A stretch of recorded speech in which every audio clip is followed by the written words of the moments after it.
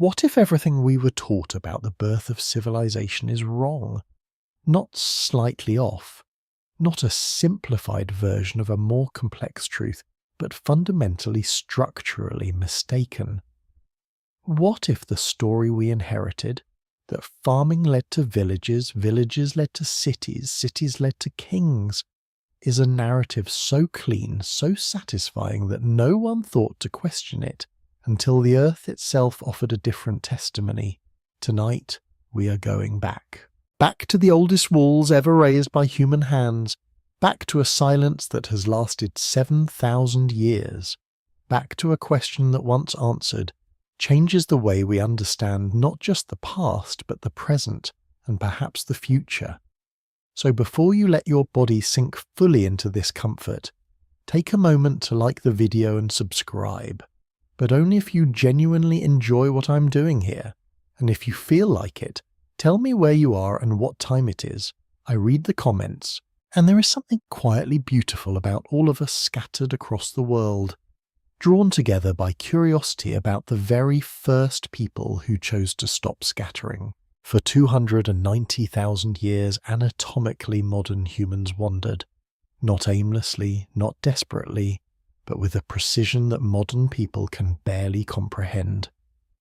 They read landscapes the way we read sentences, tracking the subtle grammar of seasons, the syntax of animal migration, the punctuation of ripening fruits and retreating rivers.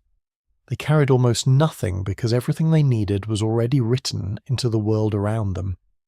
A few stone tools, a hide bag, a grinding stone perhaps. Shelter was temporary, and branches, reeds, whatever the land offered. And when the time came to move on, they moved without hesitation. This was not poverty. This was mastery. For 99% of our species' history, this was the human condition, and by every measurable standard, it worked.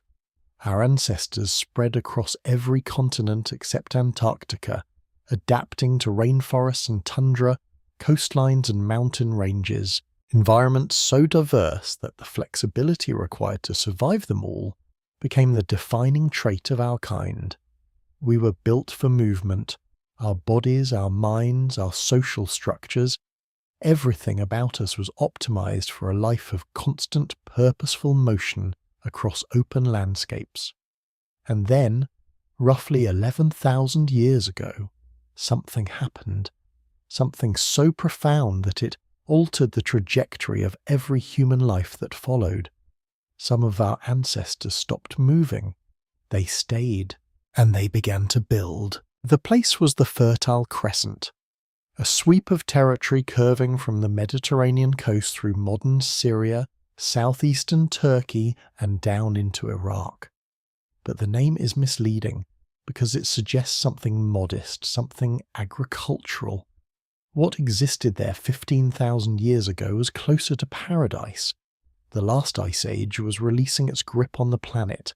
Glaciers that had covered much of Europe and Asia for 100,000 years retreating northward, and in their wake, the Middle East was transforming, not into the dry, harsh landscape we associate with the region today, but into something almost impossibly lush. Rainfall that would stagger a modern farmer, temperatures ideal for plant growth nearly year-round. And stretching across the hills and valleys, endless fields of wild wheat, wild barley, wild rye. Not the domesticated crops we know, but their untamed ancestors, growing so thick in places that a person could walk for miles through chest-high grain without bending a single stalk by hand. The anthropologists call this period the Natufian, after a valley in Israel where the first evidence surfaced. But that clinical name obscures the staggering reality. This was nature running an experiment in abundance, a world where food was so plentiful that the ancient logic of movement, follow the resources, began to lose its force. Why keep walking when everything you need grows at your feet? The grassland supported herds of gazelle numbering in the tens of thousands. Wild cattle, deer, onagers, sheep.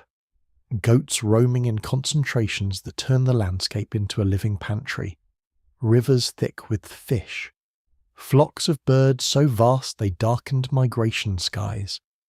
Into this abundance came small bands of human hunter-gatherers, groups of maybe 25 to 50 people, extended families moving together with the rhythms of the land. They had perfected the art of reading this world across 200,000 years of practice, and now the world was telling them something new. Stay. The resources are here. They will be here tomorrow, and next season, and the season after that. And so, some of them listened. Archaeological sites from around 13,000 years ago reveal something unprecedented in the human record.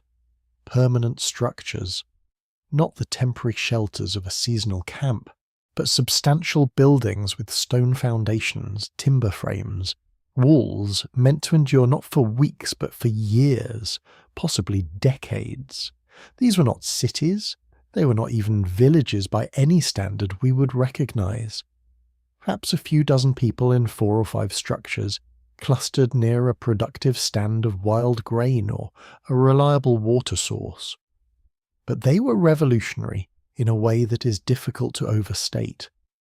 For the first time in nearly 300,000 years of human existence, people were investing serious labour in structures they could not carry with them. They were placing a bet on the landscape, wagering that this one place would continue to provide enough to justify staying, and the bet paid off, at least for a while. Those wild grain fields were so productive that a few weeks of harvest could feed a family for months. The gazelle herds passed through the same valleys every year, predictable as the turning of the earth. Rivers ran steady, the abundance was real and it was renewable, and for over 2,000 years the system worked beautifully. The Natufian people multiplied, spread across the Fertile Crescent in dozens of semi-permanent settlements, experimented cautiously with managing wild plants, light weeding perhaps, or protecting productive stands from grazing animals. They were not yet farmers, but they were no longer purely nomadic either. They occupied a strange middle ground, a liminal space between the old world of movement and the new world of staying, and in that space something else began to change. Something internal. When you stop moving, possessions stop being burdens and start becoming anchors. Archaeological sites from this period show elaborate grinding stones too heavy to carry, storage pits dug deep into the earth, decorative objects made from shells and polished stones, things that would have been impossibly impractical for a people on the move. But more than material culture shifted. Their relationship with the land itself transformed. A hillside was no longer just a temporary camp. It was home. The place where children were born, where the old died, where the spirits of ancestors lingered in the soil. They buried their dead beneath the floors of their houses, right there under where the living slept and ate. Sometimes they dug up the skulls months later, covered them in plaster, painted features onto them, gave them shell eyes and kept them in the house. The ancestors were not abstract memories. They were present, watching, part of the architecture of daily life. For 2,000 years this strange new equilibrium held. Humans were no longer wandering, but they had not yet committed fully to the sedentary world. They stood on the threshold of something unprecedented, balance between freedom and attachment, between the open sky and the first walls. And then, without warning, the sky itself turned against them. Something catastrophic struck the climate of the Northern Hemisphere, and the paradise that had made staying possible vanished almost overnight. What happened next would determine the course of all human history, and the answer was not what anyone expected. Around 12,800 years ago the warmth vanished. Not gradually, not across centuries of slow cooling that might have given people time to adjust, but within the span of a single decade, possibly less. average temperatures across the northern hemisphere plunged by 10 to 15 degrees Celsius. The lush grasslands that had fed the Natufian world withered. The wild grain fields that had sustained tens of thousands of people retreated to tiny refugia, clinging to the edges of mountain valleys. The gazelle herds collapsed as the landscape beneath their hooves turned from rich pasture to dry scrub. Rivers that had flowed year-round became seasonal trickles, then disappeared entirely. The scientists call this event the Younger Dryas, named after a small Arctic flower, Dryas octopetala, that suddenly reappeared across European landscapes it had not colonized in millennia. But the gentleness of that name conceals something violent. This was not a gradual climate shift. This was a switch being thrown. One generation knew abundance, the next inherited a wasteland. The cause remains one of the great unsettled debates in earth science. Some researchers point to the disruption of Atlantic Ocean thermohaline circulation, the vast conveyor belt of warm water that carries tropical heat northward. The theory suggests that as Ice Age glaciers melted, enormous volumes of fresh water poured into the North Atlantic, disrupting the salinity balance that drives those currents, effectively shutting down the heating system for an entire hemisphere. Others have proposed something more dramatic. In 2007, a team led by Richard Firestone published evidence suggesting that fragments of a disintegrating comet struck North America around 12,900 years ago, igniting massive wildfires, injecting enough debris into the atmosphere to trigger a sudden cooling. The Younger Dryas impact hypothesis remains fiercely contested. Some geologists find the evidence compelling, others dismiss it as misinterpreted data. But what is not debated is the effect. Whatever the cause, the result was the same. The world that had made semi-sedentary life possible ceased to exist in the time it takes a child to grow into an adult. For the Natufian communities scattered across the Fertile Crescent, this was not merely an inconvenience, it was an existential catastrophe. These were people who had spent generations, dozens of generations, building their lives around the assumption of abundance. They had constructed permanent homes.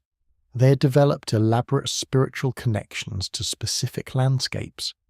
They had buried their ancestors beneath their floors, binding themselves to particular places with bonds that were not just practical but sacred. And now those places could no longer sustain them. The archaeological record from this period reads like a chronicle of collapse. Many Natufian settlements were abandoned. The population of the Fertile Crescent appears to have crashed, though by how much is impossible to say with precision. Some communities returned to full nomadic hunting and gathering, reverting to the ancient strategy that had served humanity for hundreds of millennia. When the land fails you, you move. It was the safe choice, the proven choice, the choice written into 300,000 years of human experience. But some groups did not move, or could not, and this is where the story fractures into something stranger than any simple narrative of progress can accommodate. The conventional account of the Neolithic Revolution, the transition from hunting and gathering to agriculture, presents it as a great leap forward, a moment of human genius, the invention that made civilization possible. But the evidence increasingly suggests something far more ambiguous. The first farmers were not visionaries, they were survivors, and what they invented was not a better way of life, but a desperate workaround for a world that had stopped providing. Consider what the archaeological record actually shows. The earliest cultivated grains were nutritionally inferior to their wild ancestors. Smaller seeds, lower protein content, harder to process. The first domesticated animals were scrawny, difficult, and prone to disease compared to the wild game that had previously been abundant. Early agricultural communities show clear signs of increased malnutrition, dental disease, and growth stunting compared to their hunter-gatherer predecessors. This was not an upgrade. This was a compromise, born not from ambition but from necessity. The process was agonizingly slow. People who had once harvested wild grain fields now began deliberately planting seeds, saving the largest ones, returning to the same plots year after year. They captured young gazelles and wild sheep, penned them, bred them in captivity, not because captive animals were superior to wild ones, but because wild ones were no longer reliably available. Over centuries, the plants and animals changed under human selection. Wheat developed larger seeds and non-shattering seed heads that made harvesting easier. Sheep and goats became docile, their flight instincts dulled by generations of captivity. And the humans changed too. Genetic evidence shows that populations in the Fertile Crescent developed lactase persistence, the ability to digest milk into adulthood. During this period, their gut bacteria shifted to accommodate high-starch diets. Their bodies adapted to the new reality even as that reality wore them down. Coevolution, driven not by choice but by the closing of every other door. The Younger Dryas lasted for more than 1,000 years. Over 60 generations of humans lived and died under its shadow, each one inheriting a world slightly more committed to the agricultural experiment than the last, each one losing a little more of the knowledge and flexibility that had once made nomadic life possible. By the time the climate finally stabilized around 11,600 years ago and warmth returned to the Middle East, the transformation was irreversible. Agriculture was established, domestic animals were breeding in captivity. The skills of the old mobile life, the intimate reading of wild landscapes, the ability to track game across vast distances, the knowledge of hundreds of wild plant species and their seasonal rhythms, had faded from living memory. The people who emerged from the Younger Dryas were not the same people who had entered it.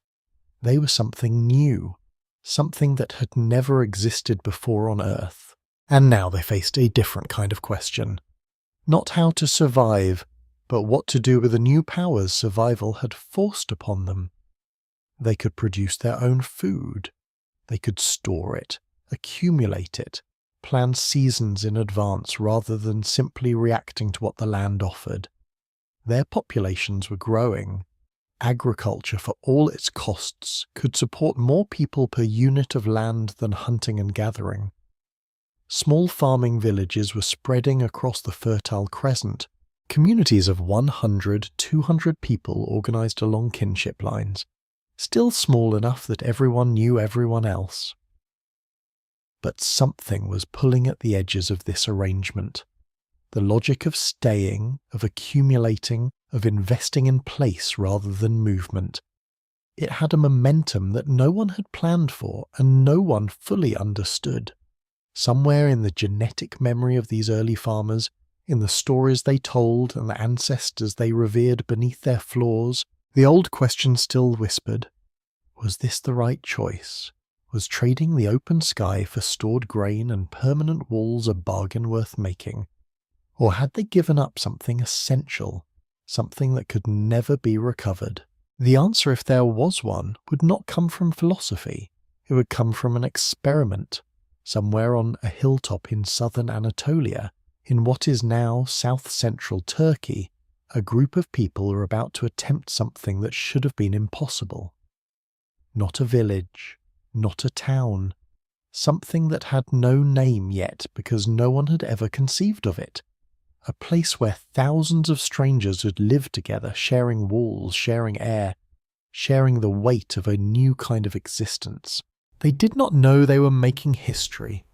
They did not know they were building the prototype for every city that would ever exist. They only knew that the old ways were gone, and the new way demanded something larger, denser, more complicated than anything their ancestors could have imagined. The fires they lit in that place would burn for nearly 2,000 years, and when those fires finally went cold, the world would never be the same. There is a mound in the Konya plain of south-central Turkey that rises roughly 20 meters above the surrounding wheat fields. To a passing traveller, it looks like nothing more than a low hill, unremarkable against the flat agricultural landscape that stretches to the horizon in every direction.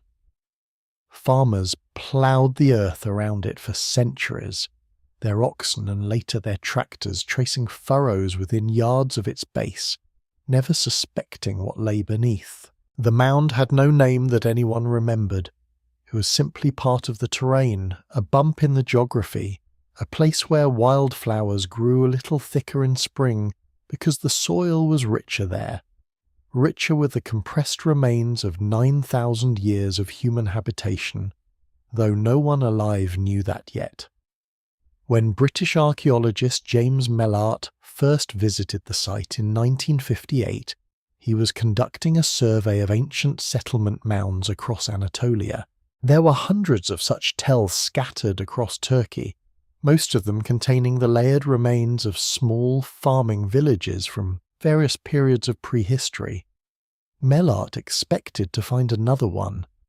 What he found instead would force the entire discipline of archaeology to reconsider everything it thought it knew about how civilization begins. The first season of excavation revealed a few well-preserved mudbrick structures, interesting certainly. The preservation was remarkable, the plaster walls still bearing traces of pigment after millennia, but not revolutionary. The second season revealed more structures, and more and more. As Mellart's team expanded their trenches, the same pattern kept repeating. Densely packed rectangular rooms, all built to roughly the same specifications, all sharing walls with their neighbours, all accessed not through doors at ground level, but through openings in the roof. By the third season, Mellart understood that he was not excavating a village. He was excavating something for which archaeology had no adequate category. The settlement covered at least 13 hectares, roughly 32 acres, and at any given time during its occupation, it housed between 5,000 and 10,000 people. For context, most contemporary farming settlements in the region contained fewer than 200 inhabitants. The largest known site from this period, Jericho, may have held 2,000 at its peak. Catal Hoyuk was not merely larger. It was a different order of magnitude, a quantum leap in human social organization that appeared in the archaeological record with no obvious precedent and no clear explanation. The architecture alone defied every assumption about how early settlements should look. There were no streets, none. Not a single pathway at ground level connecting one part of the settlement to another. The houses were built directly against each other, wall touching wall, creating a continuous mass of roofed rectangular rooms that stretched across the entire site like cells in a honeycomb. If a resident wanted to visit a neighbour 3 houses away, they did not walk down a lane or through an alley. They climbed a ladder through the hole in their own roof, stepped out onto the flat rooftop surface, walked across the tops of the intervening houses, and descended through the neighbour's roof opening. The entire city was navigated from above. The rooftops were the streets, the public space, the place where the social life of the community unfolded under open sky while the private life happened in the dark rooms below. Every single dwelling followed this pattern, hundreds of them, packed together across 32 acres, all entered from above, all windowless, all doorless at ground level. The effect, for a modern observer, is disorienting. It violates our deepest assumptions about how a settlement should function. Streets are not optional in our understanding of urban space. They are the circulatory system, the arteries through which people and goods and information flow. A city without streets seems like a body without veins, And yet Catal Hoyuk functioned this way for nearly 1400 years. 60 generations of people were born, lived, worked and died in this streetless maze, navigating by rooftop, entering their homes by ladder, conducting the business of daily existence in a spatial arrangement that has no parallel in the entire subsequent history of human settlement. The individual houses were remarkably standardized. Each one measured roughly 25 square meters, about 270 square feet, comparable to a modern studio apartment. Inside, the layout followed a consistent template that varied only in minor details from house to house. A main living room with built-in platforms along the walls, raised surfaces of packed earth and plaster that served simultaneously as seating during the day and sleeping areas at night. A hearth in one corner for cooking and warmth, positioned beneath the roof opening so that smoke could escape upward. An oven for baking, typically set into the southern wall. Storage bins recessed into the floor for grain and other provisions, and beneath everything, beneath the platforms, beneath the floor itself, the dead. Because in Catal Hoyuk, the boundary between the living and the dead was not a wall or a distance or a consecrated ground set apart from daily life. It was simply a few cinches of packed earth and plaster, the thickness of a floor, the span of a hand. Families buried their dead directly beneath the surfaces where they slept, ate, worked, and raised children. Multiple generations accumulated in the same house over decades, sometimes centuries. 8, 10, 12 bodies interred beneath a single dwelling, each one wrapped in a reed mat, flexed into a fetal position, and laid into a shallow pit that was then sealed and smoothed over, until the floor looked undisturbed. But the standardization of the houses does not mean the settlement was random or unplanned. Far from it. When archaeologists mapped the excavated areas, a clear pattern emerged. The houses were organized in a rough grid, not the rigid geometric precision of later planned cities like Roman military camps, but an unmistakable regularity that speaks of shared rules, shared expectations, collective decisions about where and how buildings should be placed, neighborhoods of similar-sized structures, all oriented in approximately the same direction, all conforming to the same general design principles. Somebody, or more likely many somebodies working in concert, had established conventions for how the settlement should grow, and those conventions were maintained across centuries of continuous occupation. This is collective decision-making on a scale that, according to everything we thought we understood about social evolution, should not have been possible without writing, without bureaucracy, without centralized authority, without any of the administrative tools that later civilizations would develop to manage urban complexity. And yet, there it was, layer after layer of organized construction, 18 distinct building levels spanning 1400 years of continuous habitation, each one maintaining roughly the same layout, the same density, the same fundamental design as the ones before and after it. The question that haunted Melart, and that continues to haunt every archaeologist who has worked at the site in the 6 decades since, is deceptively simple. How? How did 10,000 people coordinate their lives without any of the mechanisms we consider essential for urban existence? How did they decide where new houses would be built, how resources would be distributed, how conflicts would be resolved? How did they maintain order, ensure cooperation, prevent the whole dense, airless, smoke-filled experiment from collapsing into chaos? The conventional answers, kings, priests, bureaucrats, laws, are absent from the archaeological record at Catal Hoyuk. No palace has been found, no temple clearly distinct from residential space, no administrative building with records of taxation or tribute, no throne room, no audience hall, No granary controlled by central authority, just hundreds of nearly identical houses pressed together in the Turkish heat, connected by rooftops and silence and something else. Something that left no trace in stone or plaster but somehow held 10,000 people together for longer than most empires endure.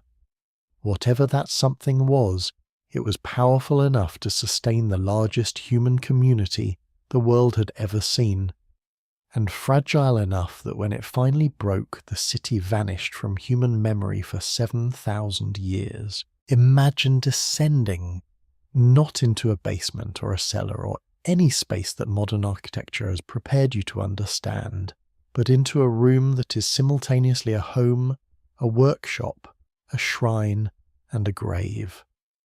The ladder is rough timber, its rungs worn smooth by decades of hands and feet, and it drops through a square opening in the roof into a darkness that is never quite complete. The hearth in the corner still holds the faint orange memory of last night's fire, casting just enough light to reveal the white plaster walls, the low platforms along the edges of the room, the grinding stone resting near the oven. The ceiling is close, barely high enough for an adult to stand upright, and the air carries the accumulated weight of smoke, cooking, animal fat, human bodies, and something else. Something older.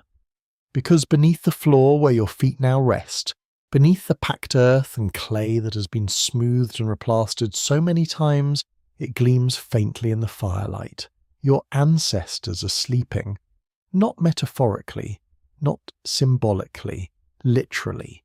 Their bones are 3 feet below you, folded into fetal positions, wrapped in reed mats that disintegrated centuries ago, their skulls sometimes missing because someone, a daughter, a grandson, a ritual specialist whose role we can only guess at, removed them months or years after burial for purposes that still generate fierce debate among the people who study such things. This was daily life at Catal Hoyuk, not an exceptional practice reserved for elites or priests, but the universal condition of existence. Every house contained its dead. Excavations have revealed dwellings with as many as 62 burials beneath a single floor, accumulated over the centuries that the house was continuously occupied and rebuilt on the same foundation. The average was more modest, perhaps 8 to 12 individuals per house, but the principle was absolute. You did not leave your family when you died. You joined the house. You became part of its structure, its foundation, its claim to continuity in a world where continuity was the most valuable currency anyone possessed. The physical intimacy of this arrangement is almost impossible for modern minds to absorb. A mother nursing an infant at midnight, sitting on a platform beneath which her own mother's skeleton lay curled in the same position the infant now assumed at her breast. A man shaping obsidian blades in the same corner where his grandfather's bones rested 3 hands' breadth below. The old man's skull perhaps removed years ago, and now watching from a niche in the wall, its features rebuilt in plaster, its eye sockets filled with cowrie shells that gleamed in the hearthlight like something not quite alive and not quite dead. The plastered skulls are among the most haunting artifacts ever recovered from the ancient world. The practice was not unique to Catal Hoyuk. Similar skulls have been found at Jericho, at Ain Ghazal in Jordan, at several other pre-pottery Neolithic sites across the Levant. But at Catal Hoyuk the context is uniquely preserved. Archaeologists can see exactly where these skulls were kept within the house, how they were positioned relative to other features, what surrounded them. Some were placed in small niches cut into the walls at roughly eye level, so that the plaster face gazed out across the living space with its shell eyes. Others were found beneath platforms, tucked away as if stored between periods of use. A few showed evidence of being repainted multiple times over years or decades, the plaster faces refreshed, the features subtly altered. growing older perhaps, as the memory of the living person faded and was replaced by something more archetypal, more ancestral, less individual. The care invested in these objects speaks to something deeper than simple remembrance. These were not keepsakes, they were presences, technologies of continuity, devices for collapsing the distance between the living and the dead, between the present moment and the deep past that gave it meaning. But the dead beneath the floor were not the only presences in the house. The walls spoke too, and what they said was strange. Nearly every excavated dwelling at Catal Hoyuk bears traces of interior decoration. Plaster reliefs, painted scenes, sculptural installations that transformed these small dark rooms into something between a gallery and a sanctuary. The most immediately striking feature in many houses was the installation of actual cattle horns, massive curved horns from wild aurochs, the enormous ancestors of modern domestic cattle, mounted directly into the wall plaster or set into clay benches at floor level. These were not carvings or representations. They were real horns from real animals, animals that stood 6 feet tall at the shoulder and weighed over a ton. Animals that could kill a human being as easily as a human could kill a rabbit. The horns were positioned in places of prominence, usually on the main wall facing the roof entrance, so that they were the first thing a person saw upon descending into the house. Sometimes a single pair, sometimes 3 or 4 sets, creating a ridge of curved bone along the top of a bench, or protruding from the wall in a row that suggested both power and menace. What did they mean? This question has consumed decades of scholarly argument and produced no consensus. The most straightforward interpretation is that they represented hunting trophies, displays of male prowess and courage in a society where hunting wild aurochs was among the most dangerous activities a person could undertake. But this reading sits uneasily with other evidence. The horns were not found exclusively in houses associated with male burials. Some of the most elaborately decorated horn installations were in houses where the primary burials were female, and the horns were not mounted casually, not hung on a wall like a modern hunter's deer head. They were built into the architecture itself, plastered over, made part of the structure of the house in the same way the ancestral bones were made part of the floor. They were not displayed, they were embedded, incorporated, as if the wildness of the animal, its power, its danger, needed to be physically contained within the domestic space, trapped in plaster and mud brick, held captive within the walls of civilization. The archaeologist Ian Hodder, who directed excavations at Catal Hoyuk from 1993 onward, proposed that this was precisely the point. The wild was being brought inside, not tamed, not domesticated in the way that sheep and goats were being domesticated outside the settlement walls, but symbolically captured. The aurochs' horns, the leopard paintings, the vulture scenes, all of them represented forces from the world beyond the settlement, the world of nature and death and uncontrollable power. By embedding these symbols within the house, the inhabitants were performing a kind of ontological work.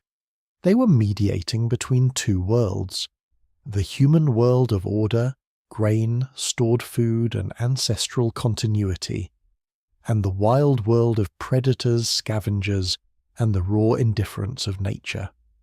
The house was the membrane between these realities, and its walls were the surface on which the negotiation between them was made visible. The dead beneath the floor anchored the house to the past. The wild animals on the walls anchored it to the forces that existed beyond human control, and the living family, sleeping and eating and working in this charged space, existed at the intersection of both, holding the tension together through the sheer act of continuing to live there, day after day, generation after generation. If this reading is correct, and it remains a hypothesis, not a certainty, then every house in Çatalhöyük was not merely a dwelling, It was a cosmological instrument, a device for managing the relationship between humanity and everything that was not human. A technology as sophisticated in its way as any temple or cathedral that would come thousands of years later, but distributed across every household, embedded in every wall, accessible to every family, rather than controlled by a priestly class. Religion, if that word even applies, was not something you went to, it was something you lived inside. And the strangest images were yet to be uncovered. Paintings on those same walls that would challenge not only how we understand these people's beliefs, but how we understand the very moment when humans first began to see themselves as separate from the world they had always been part of. The leopards appear without warning, life-size, painted directly onto freshly applied white plaster, their bodies stretched across the wall in mid-stride, every muscle rendered with an anatomical precision that suggests the artist had studied these animals, not from a safe distance, but from close enough to see the individual spots, the ripple of fur over ribs, the coiled tension in the haunches just before a strike. They are not decorative, they are confrontational. Positioned at eye level in rooms barely 12 feet square, they seem to leap toward whoever enters, filling the confined space with a presence that is simultaneously beautiful and threatening. The pigments, red ochre, iron oxide, manganese black, were applied with fingers and perhaps crude brushes made from animal hair, yet the skill is unmistakable. These are not the tentative marks of people learning to represent the world. These are the confident strokes of a tradition that had already been refined over generations, a visual language as fluent and deliberate as any that would follow in the millennia to come. But the leopards are only one layer of what the walls contained. Look past them, and the eye encounters something different. Geometric patterns, diamonds, zigzags, nested triangles, parallel lines flowing in undulating waves across the plaster surface. At first glance they seem purely abstract, the kind of decorative patterning that humans produce almost instinctively when given a surface and a pigment. But in 1963, when Mellart first published detailed drawings of these designs, a handful of researchers noticed something peculiar. Some of the geometric compositions bore an uncanny resemblance to the topography visible from the settlement itself. Triangular forms that echoed the volcanic peaks of Hassan Dagh, 60 miles to the east.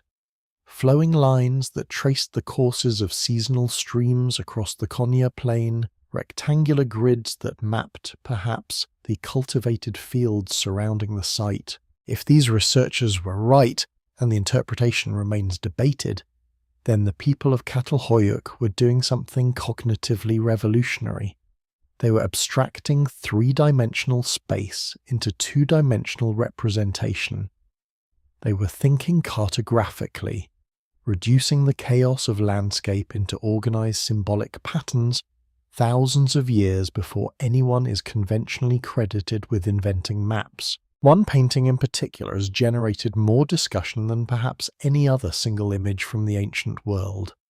Discovered in 1963, it appears to show a settlement, rows of rectangular structures arranged in a grid-like pattern, with a large twin-peaked mountain behind it, the peaks rendered in a stippled pattern that some researchers interpret as volcanic eruption. Mellart identified it as a map of Catal Hoyuk itself, with the erupting volcano of Hassan Dagh in the background, and if he was correct, it would be the oldest known landscape painting and the oldest known map in human history. The identification is not universally accepted. Some archaeologists see only a geometric textile pattern. Others see a leopard skin rendered in abstract form. But recent geological analysis has lent unexpected support to Mellart's interpretation.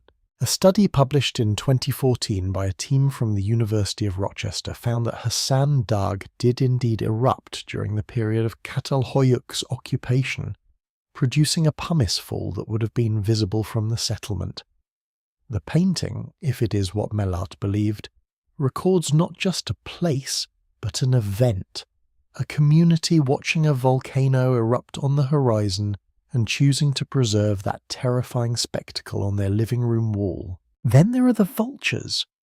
They appear in multiple buildings across the site. Enormous birds with wingspans stretching across entire wall surfaces, their feathers rendered in careful parallel strokes, their beaks curved and sharp and unmistakable.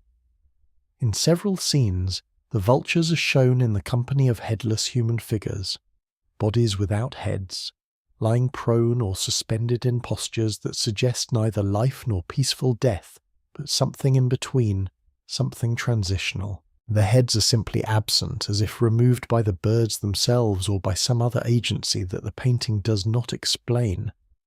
For decades, archaeologists interpreted these scenes as evidence of excarnation, the practice of exposing the dead to scavengers and the elements, allowing flesh to be stripped from bone before the skeleton was collected for burial.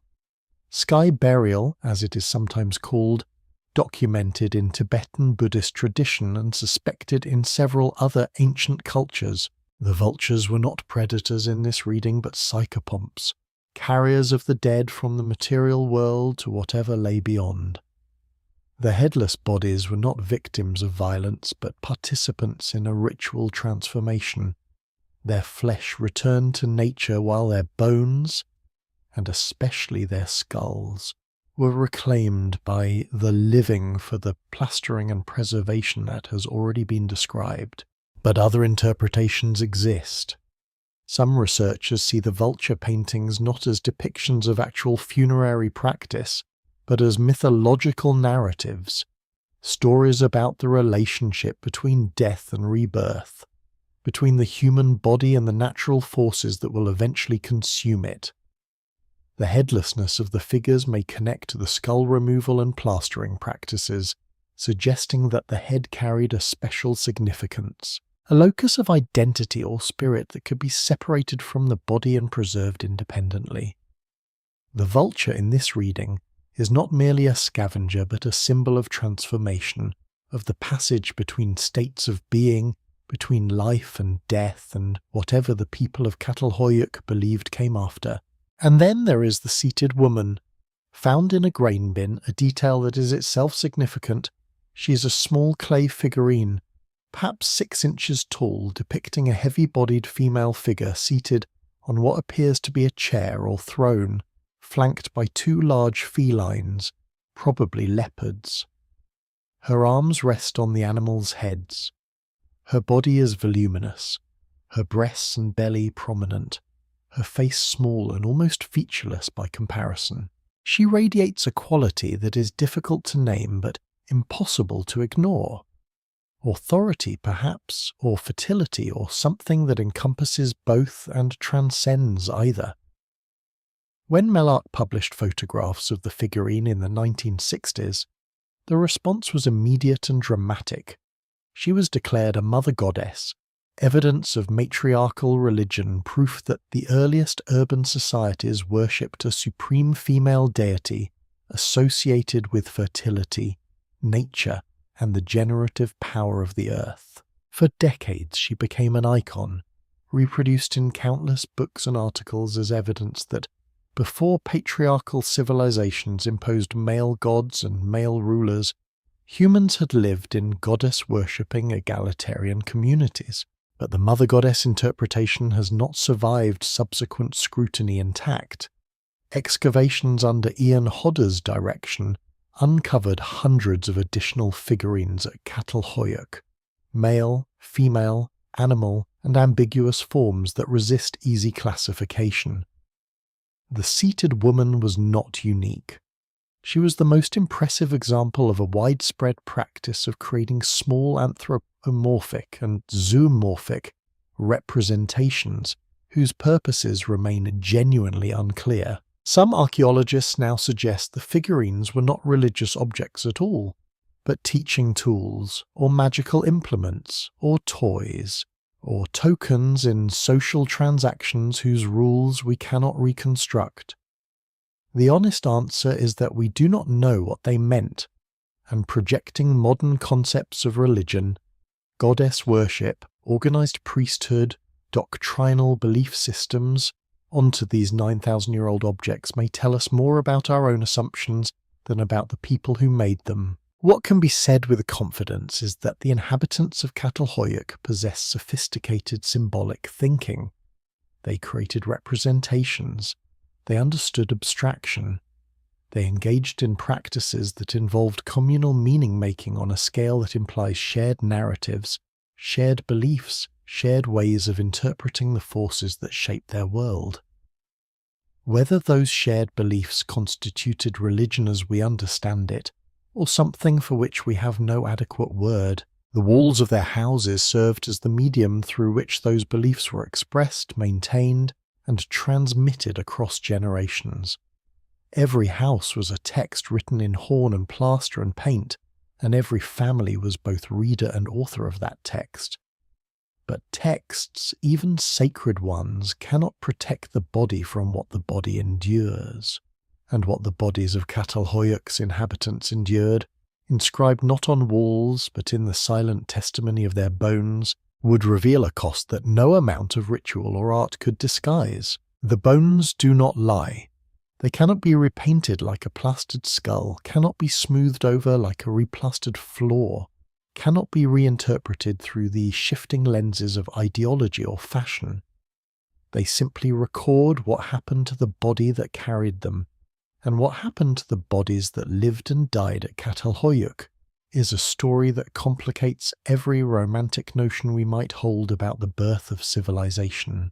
The physical anthropologists who have studied the skeletal remains from the site, thousands of individuals recovered across decades of excavation, have assembled a portrait of daily life that stands in stark contrast to the sophisticated art, the elaborate ritual, the impressive scale of the settlement itself.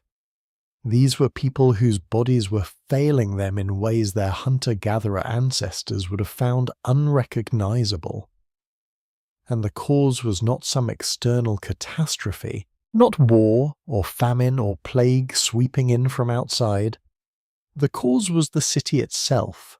The very act of living together in permanent density was destroying them from the inside out. Start with the teeth. The contrast with pre-agricultural populations is so dramatic that even a non-specialist can see it. Hunter-gatherer skeletons from the millennia before settlement life show teeth that are, by modern standards, remarkably healthy. Strong enamel, minimal cavities, very little evidence of the periodontal disease that plagues modern populations. Their diets were varied: lean meat, wild greens, nuts, tubers, seasonal fruits, foods that are tough to chew but low in the simple sugars and refined starches that feed the oral bacteria responsible for dental decay. The mechanical action of chewing these coarse foods actually cleaned the teeth, wearing the surfaces smooth but keeping them structurally intact. Now examine the dentition from Catal Hoyuk. Rampant caries, abscesses so severe that the infection had eaten through the jawbone, leaving visible channels of drainage in the skeletal remains. Teeth worn not by diverse chewing but by the repetitive grinding of the same starchy foods: wheat, barley, lentils. Meal after meal, day after day, year after year, individuals in their 20s and 30s had already lost multiple molars. Some had mouths so ravaged by decay and infection that eating solid food must have been an exercise in constant pain. And this was not an anomaly. This was the norm. The grain-heavy diet that made settled life possible was simultaneously waging a slow war on the bodies of the people who depended on it. The dental evidence alone would be damning enough, but it is merely the surface expression of a deeper nutritional crisis. Skeletal analysis reveals widespread evidence of anemia, thinning of the cranial vault, a condition called porotic hyperostosis, visible as porous lesions on the skull. In living people, this condition is most commonly caused by iron deficiency, often linked to parasitic infections that drain blood from the intestines. Hookworms, roundworms, whipworms, organisms that thrive in precisely the conditions that Catal Hoyuk provided. Thousands of people living in close quarters, their waste disposed of in middens and pits just outside the settlement walls, their water sources vulnerable to contamination from the same waste.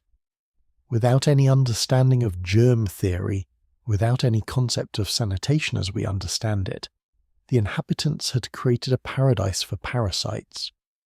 The worms entered through bare feet walking on contaminated soil, through food prepared with unwashed hands, through water drawn from sources that drained past refuse heaps. Once established in the gut, they fed on blood, causing chronic anemia that left its mark on the bones of nearly every individual archaeologists have examined. And then there was tuberculosis. The telltale lesions appear on ribs and vertebrae throughout the Catal Hoyuk skeletal assemblage. Pott's disease, the spinal deformity caused by TB infection of the vertebral bodies, and characteristic rib lesions from pulmonary involvement. Tuberculosis is the paradigmatic crowd disease, an infection that requires dense, sustained human contact to maintain itself in a population.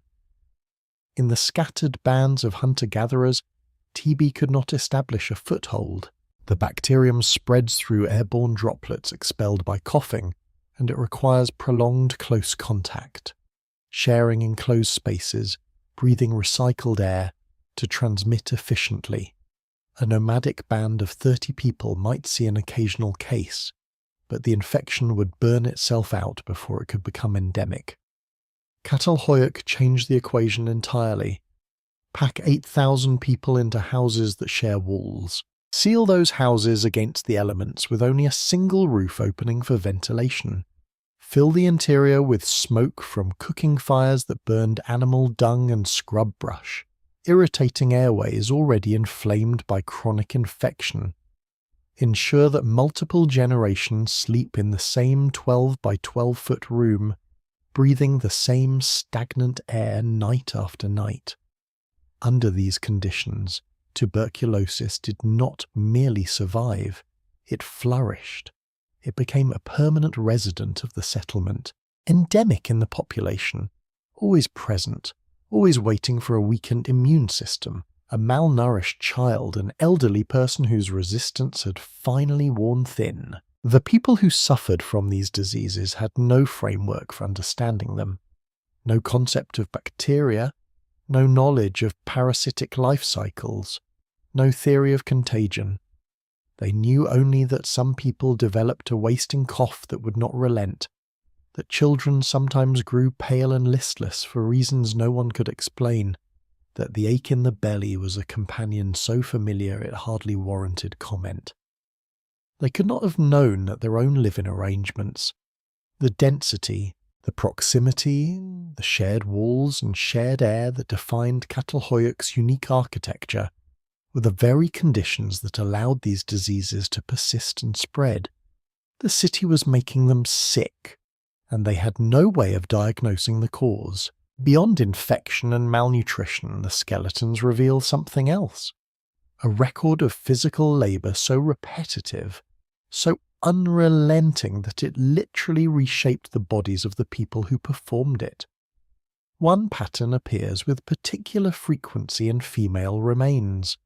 Extreme degeneration of the knee joints, flattening and polishing of the kneecap surfaces, combined with distinctive stress markers on the arm bones and lower spine. The pattern is consistent with a single activity performed for hours every day over decades: grinding grain. Kneeling at a stone quern, pushing a heavy handstone back and forth across a flat base to crush wheat or barley into flour, the body rocking forward and back in a motion so uniform that the skeleton itself was sculpted by it. Modern researchers who have attempted to replicate Neolithic grain grinding describe it as exhausting, painful work that produces usable flour at an agonizingly slow rate. The women of Catal Hoyuk did this every day of their adult lives, and their bones bear the permanent record of that labour. Joints worn smooth, vertebrae compressed, muscle attachment points enlarged and roughened from chronic overuse. Male skeletons show different but equally telling patterns.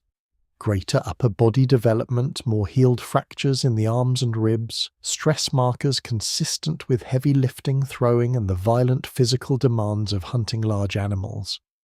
Some individuals show healed breaks in the forearms, defensive injuries, the kind produced when a person raises their arm to block a blow. Whether these resulted from encounters with a dangerous game or from something more deliberately human is a question the bones alone cannot answer.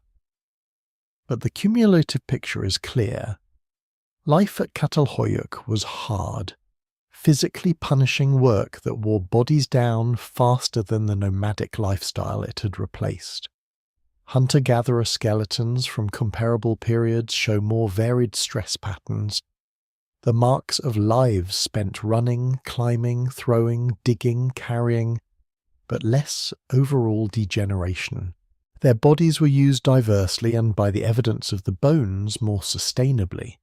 The specialized, repetitive labor of settled life was grinding people down, quite literally, in ways that the mobile life had not. And the final measure is the starkest of all, life expectancy. The skeletal data suggests that adults who survived childhood at Catal Hoyuk could expect to live into their mid-30s, perhaps early 40s if fortune favored them. Hunter-gatherer populations from the same broad period show individuals routinely surviving into their 50s and 60s. Settled life, for all its promises of security and stability, was killing people younger.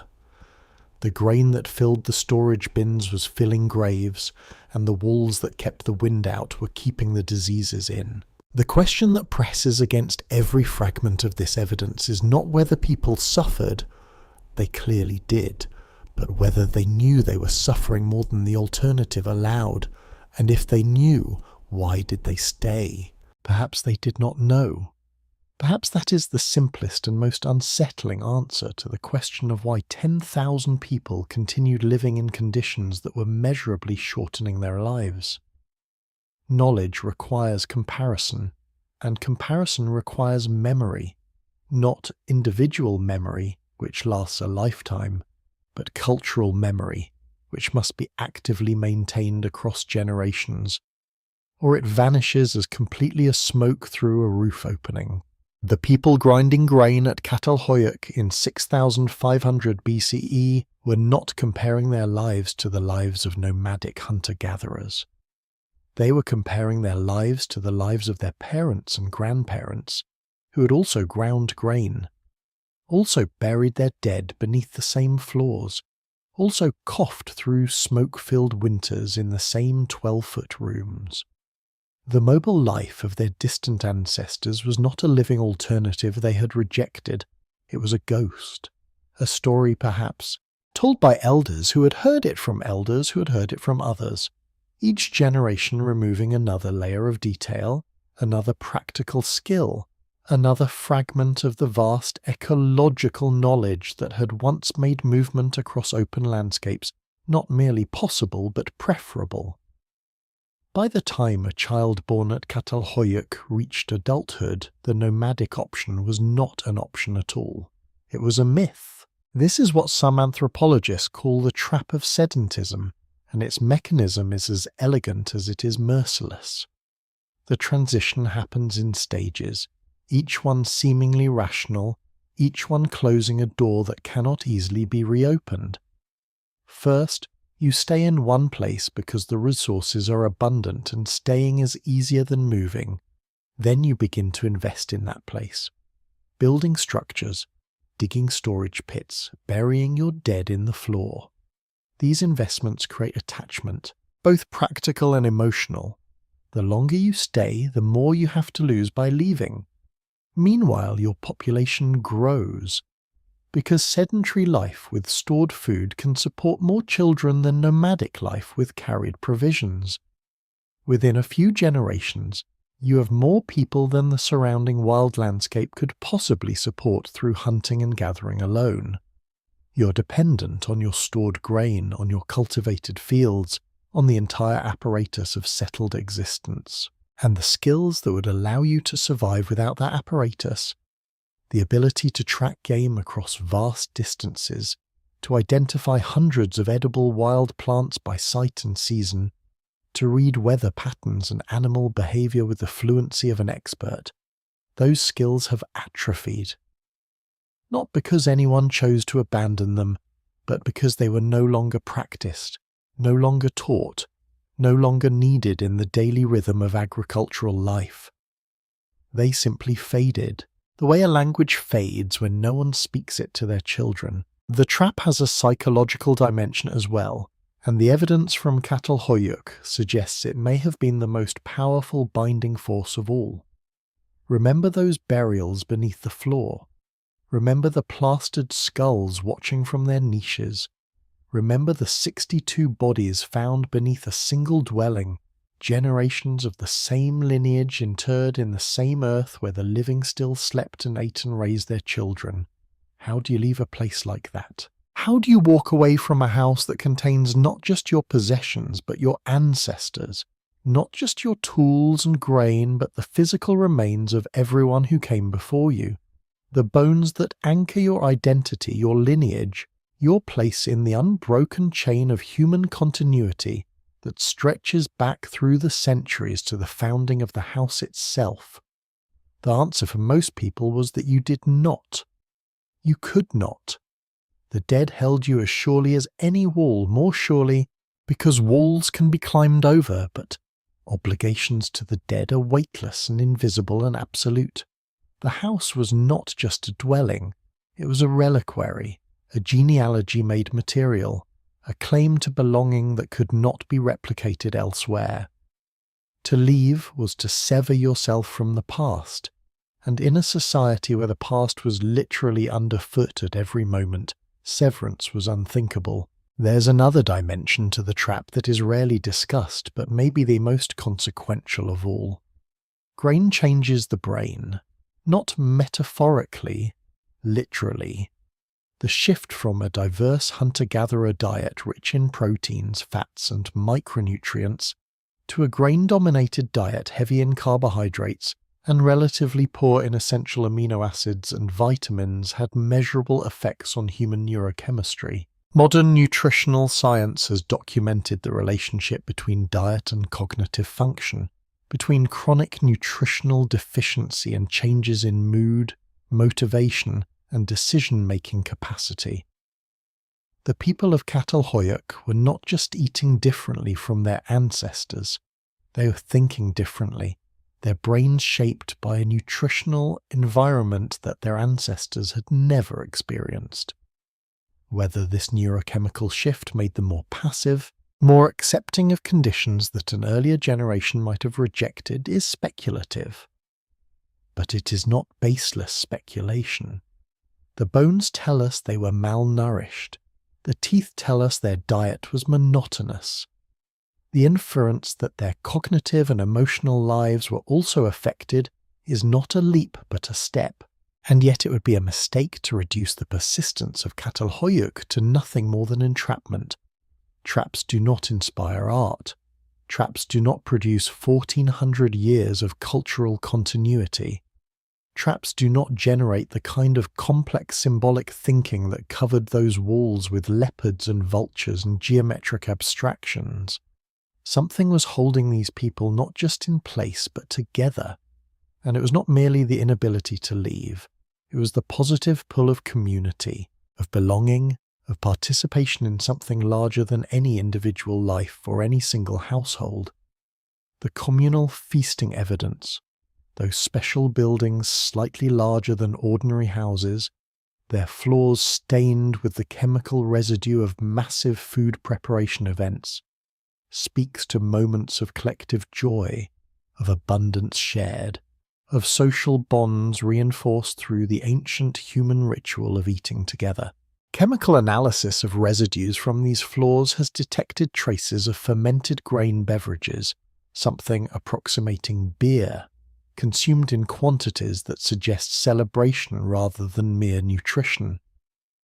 These were gatherings that mattered, events that people anticipated and remembered, moments when the cramped, smoke-filled, disease-ridden reality of daily life was temporarily transcended by the experience of communion with hundreds of neighbours. The pull of trade should not be underestimated either.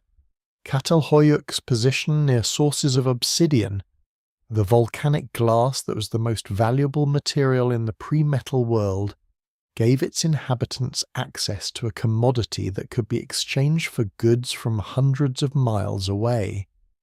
Shells from the Mediterranean and the Red Sea have been found in Catal Hoyuk burials, flint from sources in Syria, pigments from deposits that did not exist within 100 miles of the settlement. These trade goods represented connection, access to a wider world, membership in networks of exchange that extended far beyond the settlement walls. Leaving Catal Hoyuk meant leaving those networks, abandoning the trade relationships that provided not just material goods, but information, social capital, and the prestige that came from possessing exotic materials that your neighbours could not easily obtain. The trap was real, but so were the rewards. The suffering was genuine, but so were the compensations, and the calculation, if it was ever made consciously, if anyone ever sat on a rooftop at dusk and weighed the costs of staying against the costs of leaving, must have come out in favour of staying. Generation after generation, century after century, for longer than most modern nations have existed. They stayed because they could not leave, and they stayed because they did not want to leave, and they stayed because the distinction between those two reasons had long since dissolved into something that felt like neither choice nor compulsion, but simply life, the way things were, the way things had always been, the only way things could be. But Catal Hoyuk was not the only answer to the question of how humans might live together in permanent settlements.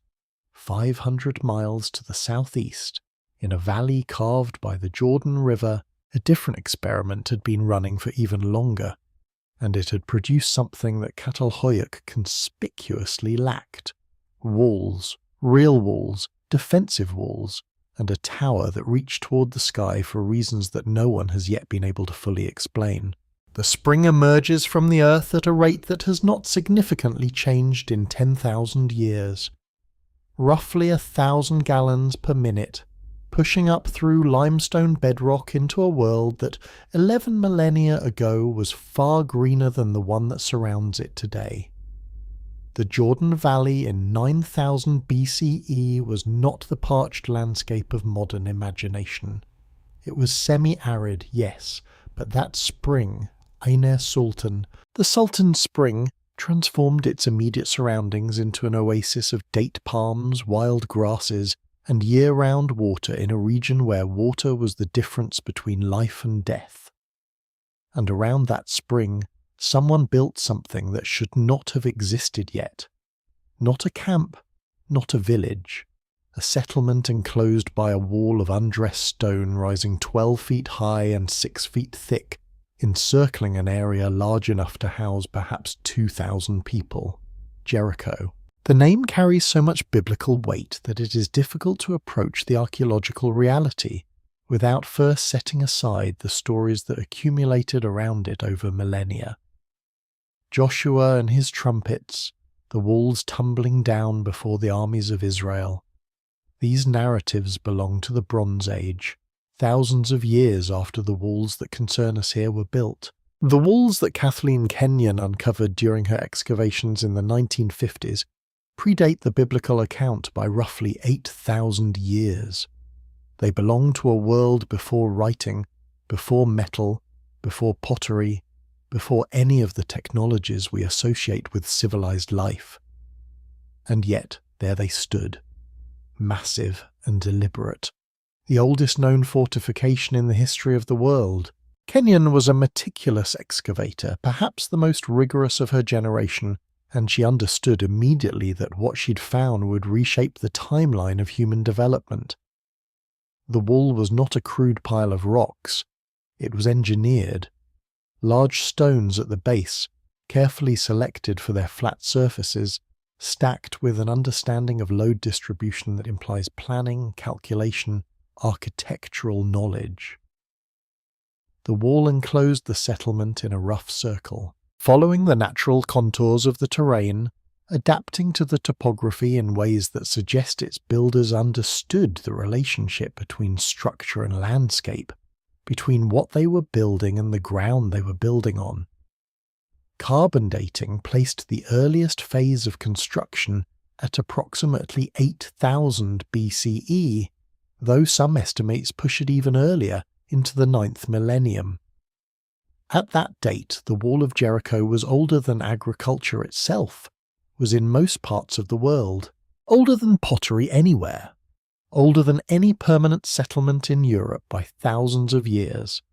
The people who built it were living at the very edge of the Neolithic Revolution, still transitioning from hunting and gathering to farming, still figuring out the basic mechanics of sedentary life. And yet they had organized themselves sufficiently to quarry stone, transport it and stack it into a structure that would endure for 11,000 years. But the wall was not the most astonishing feature. That distinction belongs to the tower. Set against the inner face of the wall, on the western side of the settlement, a massive circular structure of dressed stone rose 28 feet from base to summit, 28 feet in diameter as well, creating a nearly perfect cylinder of stacked stone that would have dominated the settlement like a lighthouse dominates a harbour. And inside the tower, carved into the stone itself, a staircase. 22 steps spiralling upward through the interior of the structure, emerging at a flat platform on top that commanded a view of the entire settlement and the surrounding valley. 22 steps, carved from stone, 11,000 years ago. Each step worn smooth by the feet of people whose names and language and beliefs have been entirely lost to time.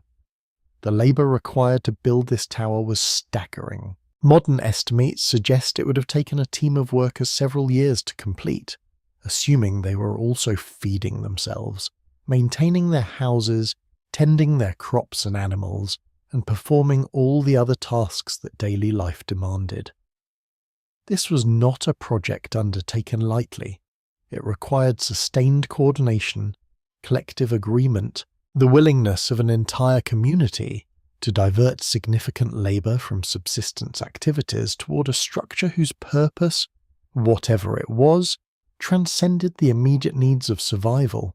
And that purpose remains one of the most debated questions in Near Eastern archaeology. The obvious answer, defence, was Kenyon's initial interpretation, and it retains adherents. Walls keep enemies out. Towers provide surveillance. The combination is a classic defensive arrangement that appears in fortified settlements throughout later history.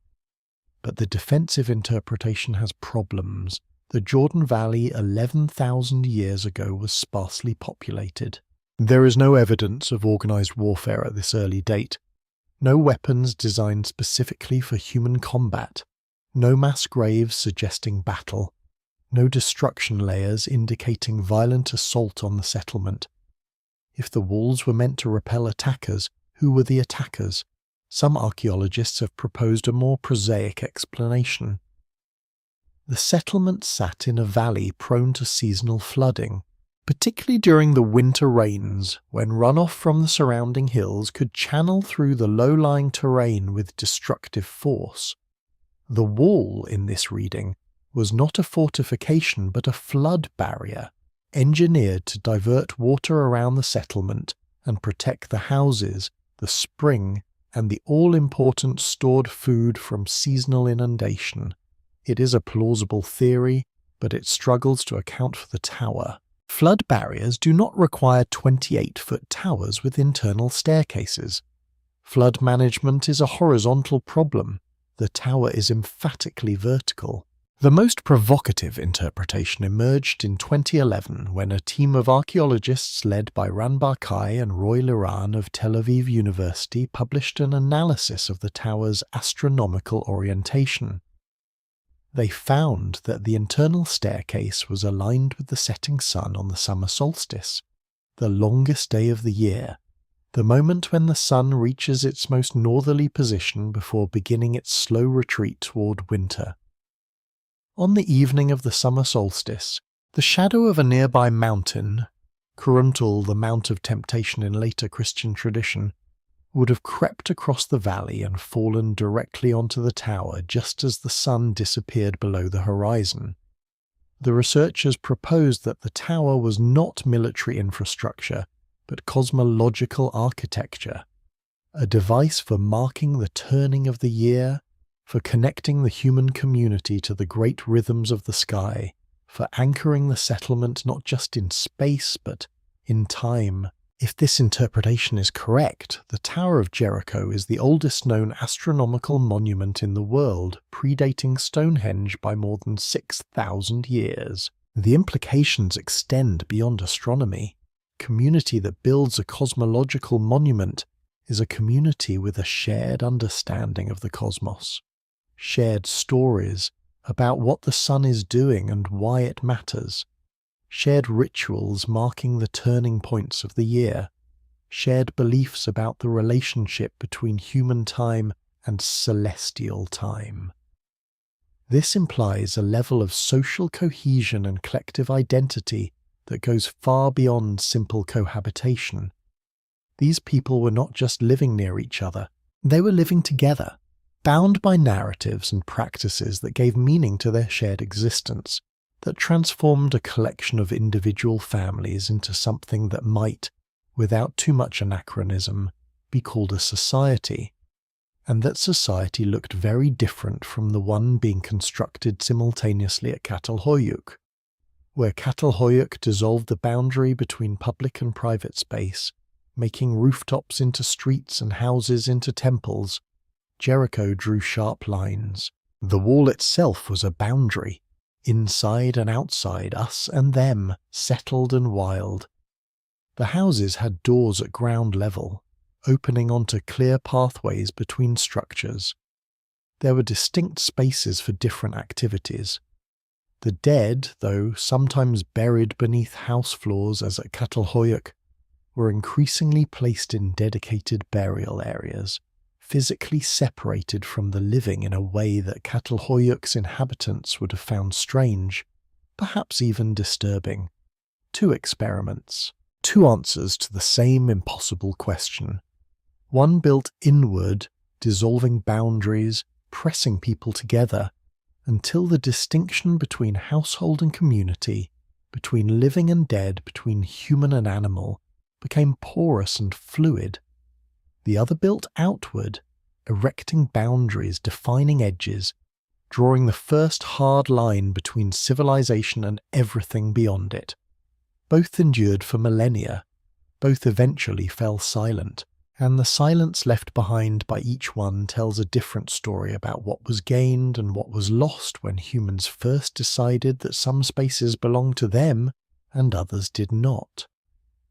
But of the 2 experiments, it was the one with walls, the one that drew lines and defended them, whose model would ultimately prevail. And the question of why that model won, why boundaries and hierarchy proved more durable than the egalitarian density of Catal Hoyuk, leads into territory that the bones and stones alone cannot illuminate. It leads into the invisible architecture of power. Who held it, how it was exercised, and why its absence at Catal Hoyuk remains one of the most unsettling puzzles in the archaeology of the ancient world. The absence is what disturbs, not what was found at Catal Hoyuk, but what was not found. What should have been there, according to every model of social development that archaeologists had constructed over the previous century, but simply was not. When researchers excavate cities from later periods, Uruk, Ur, Mohenjo-Daro, Teotihuacan, the signatures of centralized power are unmistakable. Palaces announce themselves through scale and elaboration, structures so much larger and more finely constructed than ordinary dwellings that their function is self-evident even before a single artifact is catalogued. Temples rise above the surrounding architecture, their height and mass broadcasting the authority of the gods and the institutions that claim to speak for them. Administrative buildings yield clay tablets, seal impressions, accounting records, the bureaucratic machinery of states that needed to track who owed what to whom. Royal tombs overflow with gold, lapis lazuli, sacrifice servants, the accumulated wealth of individuals whose power extended over thousands of lives. These signatures are absent at Catal Hoyuk. Entirely, consistently, stubbornly absent across 1,400 years of continuous occupation and 18 distinct building levels. No structure has been identified that is unambiguously a palace. No building functions clearly as a temple separate from domestic space. No burial is so dramatically richer than its neighbours that it proclaims the existence of a ruling class. No cache of administrative materials suggests centralised record-keeping. The largest houses are perhaps 30% bigger than the smallest, a difference so modest that it barely registers compared to the vast disparities visible in later urban centres. How, then, did it work? The question is not merely academic, it strikes at fundamental assumptions about human nature and social organisation that underpin not just archaeology but political philosophy, economics, and the way modern societies justify their own structures. The prevailing model, articulated most influentially by the anthropologist Elman Service in the 1960s and refined by generations of scholars since, holds that human societies evolve through predictable stages of increasing complexity. Bands become tribes, tribes become chiefdoms, chiefdoms become states. At each stage, centralized authority increases, hierarchy deepens, and the power to command labor and resources concentrates in fewer hands.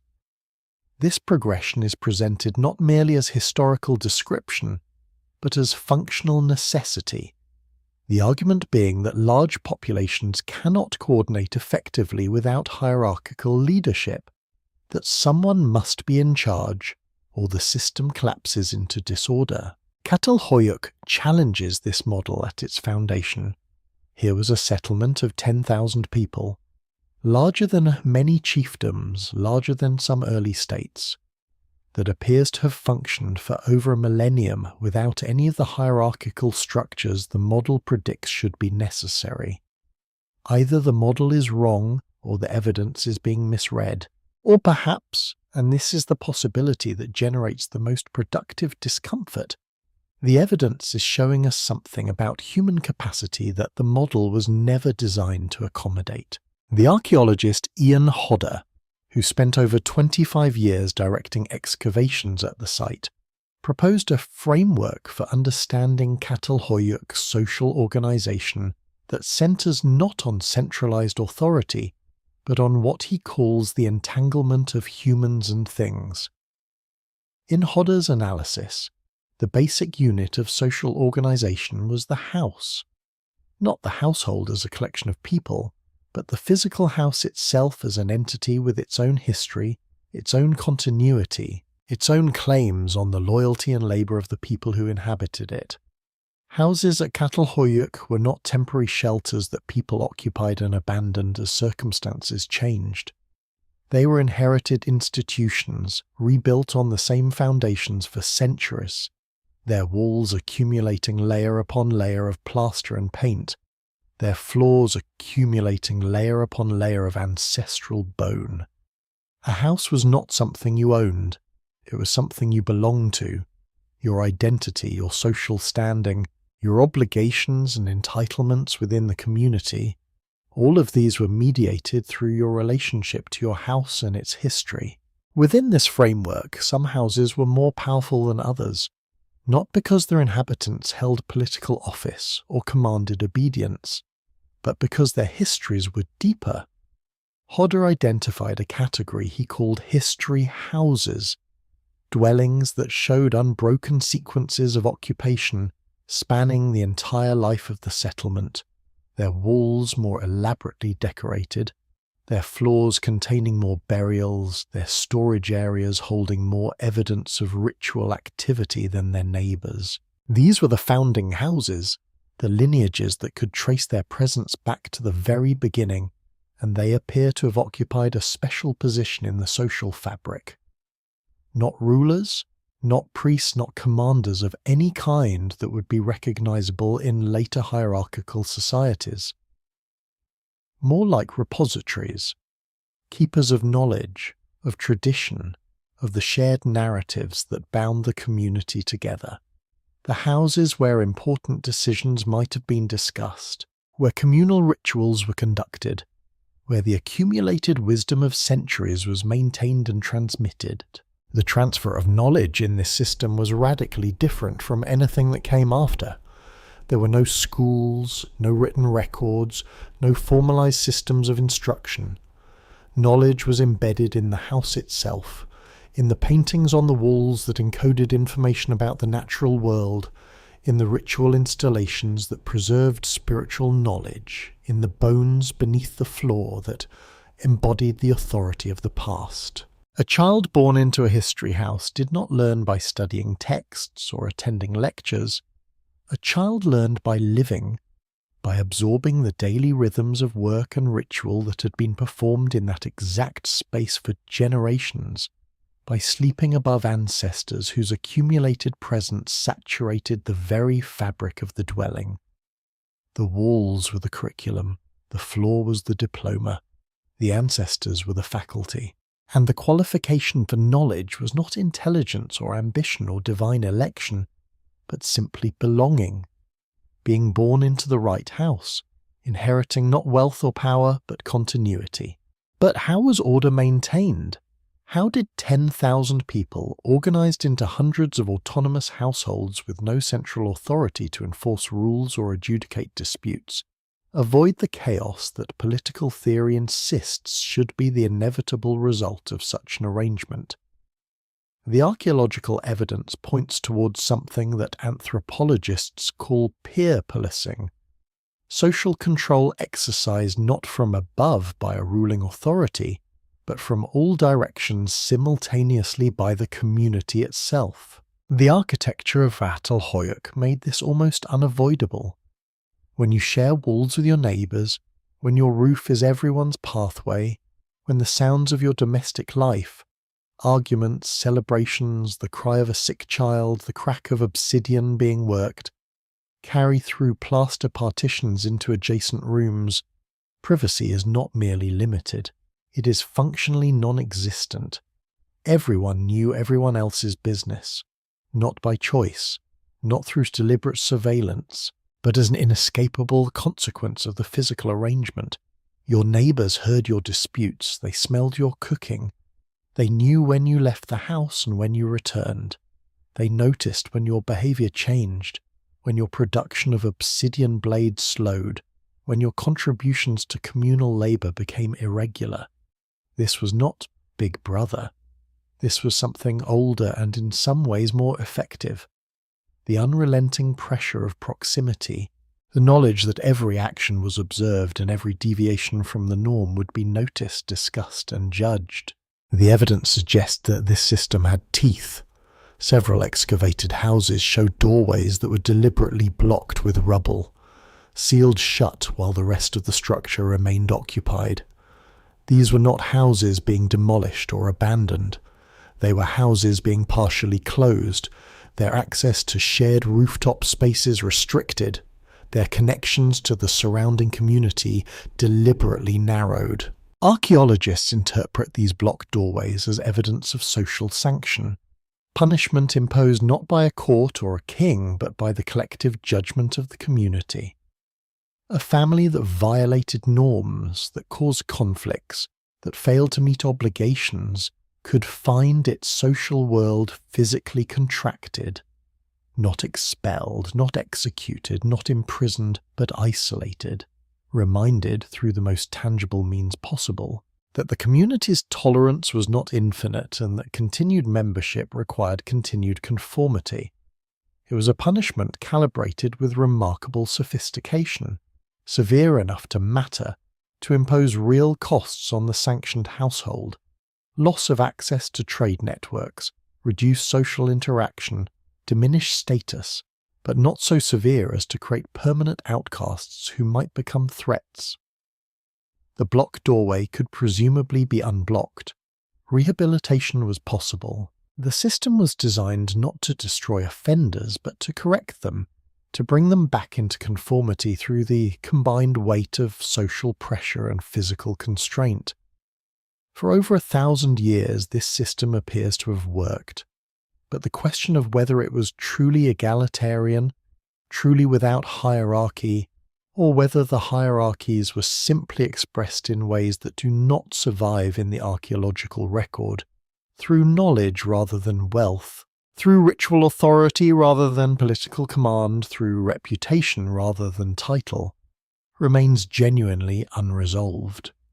And nowhere does this uncertainty cut deeper than in the question of who, in the world's first city, carried the heaviest burdens and received the least recognition.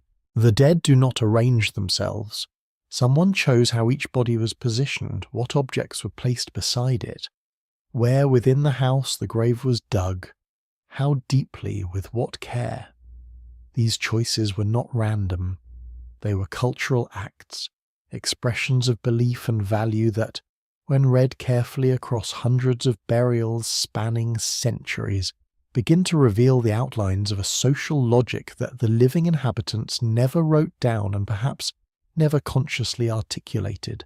And what that logic reveals about the relationship between men and women at Catal Hoyuk has quietly unsettled assumptions that many archaeologists did not even realize they were carrying. The expectation was straightforward.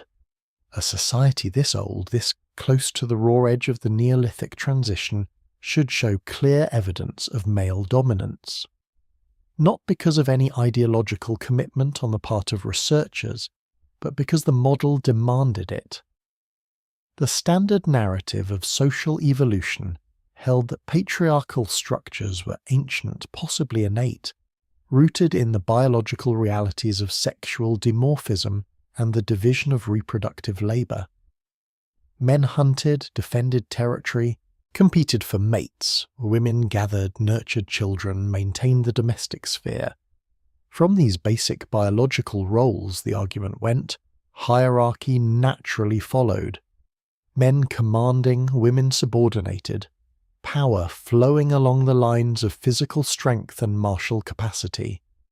Catal Hoyuk should have confirmed this narrative. It did not.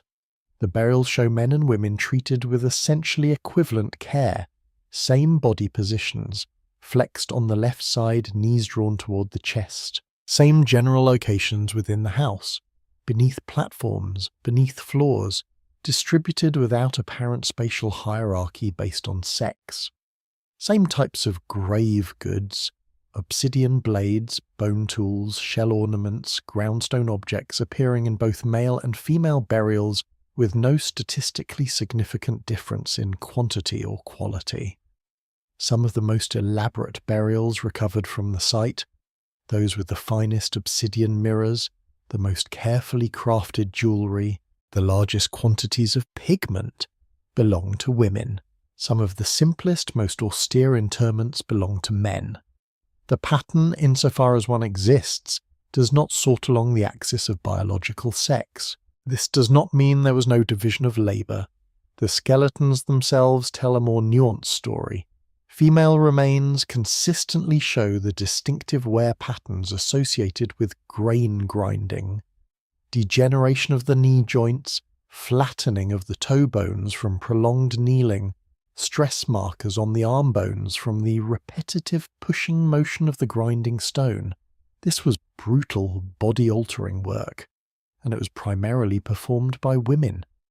Hour after hour, day after day, for years and decades until the skeleton itself was reshaped by the labour. Male remains show different signatures. Greater muscle development in the upper body, more healed fractures in the arms and ribs, stress patterns consistent with throwing, lifting, butchering heavy carcasses, and the unpredictable physical violence of hunting large animals in close quarters. The work was divided. The bodies bear witness to that division with a clarity that no interpretation can obscure. But here is what confounds the expected narrative. The division of labour did not produce a division of value. Women who spent their lives grinding grain, work that was repetitive, exhausting and physically destructive, were buried with the same respect, the same ritual attention, the same quality of goods as men who spent their lives hunting. The work was different. The worth as expressed through the only medium these people had for recording such judgments appears to have been equivalent. Some burials complicate the picture even further. A small but significant number of individuals show skeletal markers associated with one sex, but were interred with goods typically associated with the other. A body bearing the skeletal hallmarks of a biological male buried with the kind of ground stone tools and pigment caches typically found in female graves. A body with female skeletal indicators accompanied by projectile points and large obsidian blades more commonly associated with male burials. These anomalous interments have generated considerable scholarly debate. One interpretation holds that these individuals performed labour roles typically assigned to the other sex, men who ground grain, women who hunted, and were buried according to their social role rather than their biological sex. Another suggests that Catal Hoyuk recognized social categories that did not map neatly onto a binary understanding of gender, that the spectrum of identities available to its inhabitants was broader and more flexible than later societies would permit. A third, more cautious interpretation warns against overreading the evidence. Grave goods may have been inherited, gifted, or placed for symbolic reasons unrelated to the identity of the deceased. What cannot be responsibly claimed is certainty. 9,000 years of silence separate us from the people who made these choices, and the temptation to project modern categories, whether feminist, traditionalist, or anything in between, onto their remains is powerful, precisely because the evidence is ambiguous enough to support multiple readings. But the ambiguity itself is significant. If rigid patriarchal hierarchy were the default human condition, the natural and inevitable product of biology and early social organization, then the burial evidence from Catal Hoyuk should show it clearly. It does not. At minimum, this suggests that the relationship between biological sex and social power in the first large-scale human settlement was more complex, more negotiated, more variable than any simple model allows, and that complexity may be connected to the deeper mystery of how Catal Hoyuk maintained social cohesion without centralized authority. In the absence of kings, priests, or formal legal systems, what held 10,000 people together? The burial evidence suggests one possible answer: a social contract based not on the dominance of one group over another, but on the mutual recognition of different contributions to a shared project. The grain grinder and the hunter, the obsidian worker and the textile weaver, the keeper of the history house and the newest family in the settlement, each played a role, each was valued, each was buried with the same essential dignity, not because these people had achieved some utopian ideal of equality, but perhaps because in a community without enforcement mechanisms, without police or armies or courts, the alternative to mutual respect was dissolution. You cannot oppress people who are free to stop cooperating, and in a society held together by consensus rather than coercion, cooperation had to be won, not commanded. This interpretation may be too optimistic. It may romanticize a reality that was harsher and more stratified than the archaeological evidence can reveal. Social hierarchies can be maintained through means that leave no material trace, through shame, through exclusion, through the control of narrative and ritual knowledge, through forms of coercion so deeply embedded in daily practice that they feel like nature rather than power.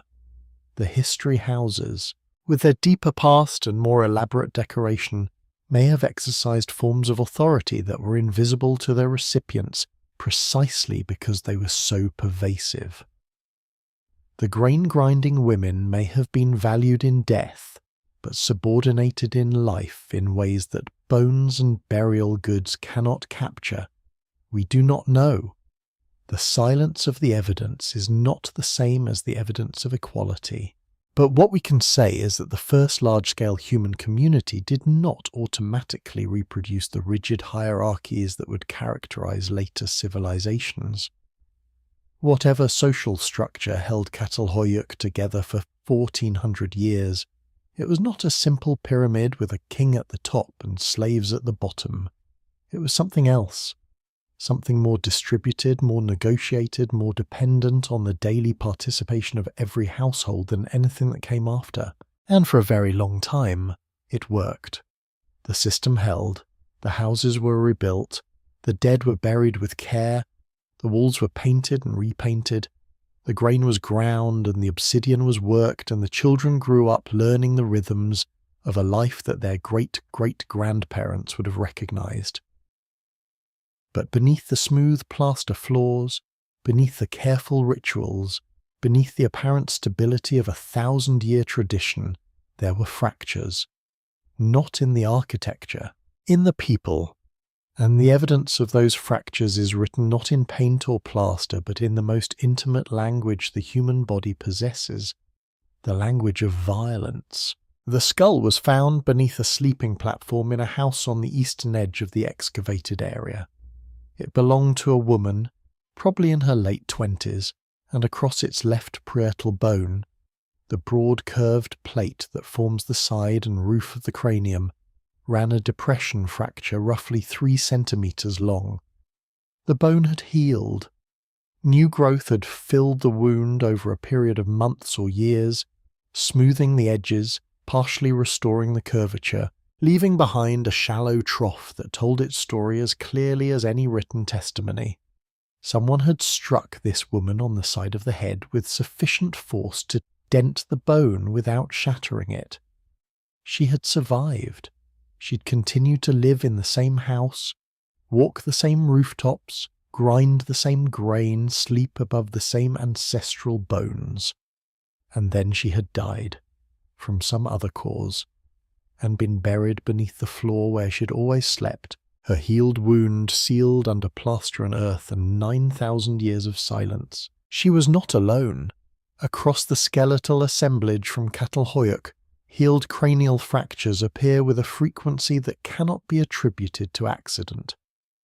Falls from rooftops would produce a range of injury patterns: broken limbs, spinal damage, pelvic fractures, and while these do appear in the skeletal record, the concentration of trauma specifically on skulls, and specifically on the sides and backs of skulls, points towards something more deliberate.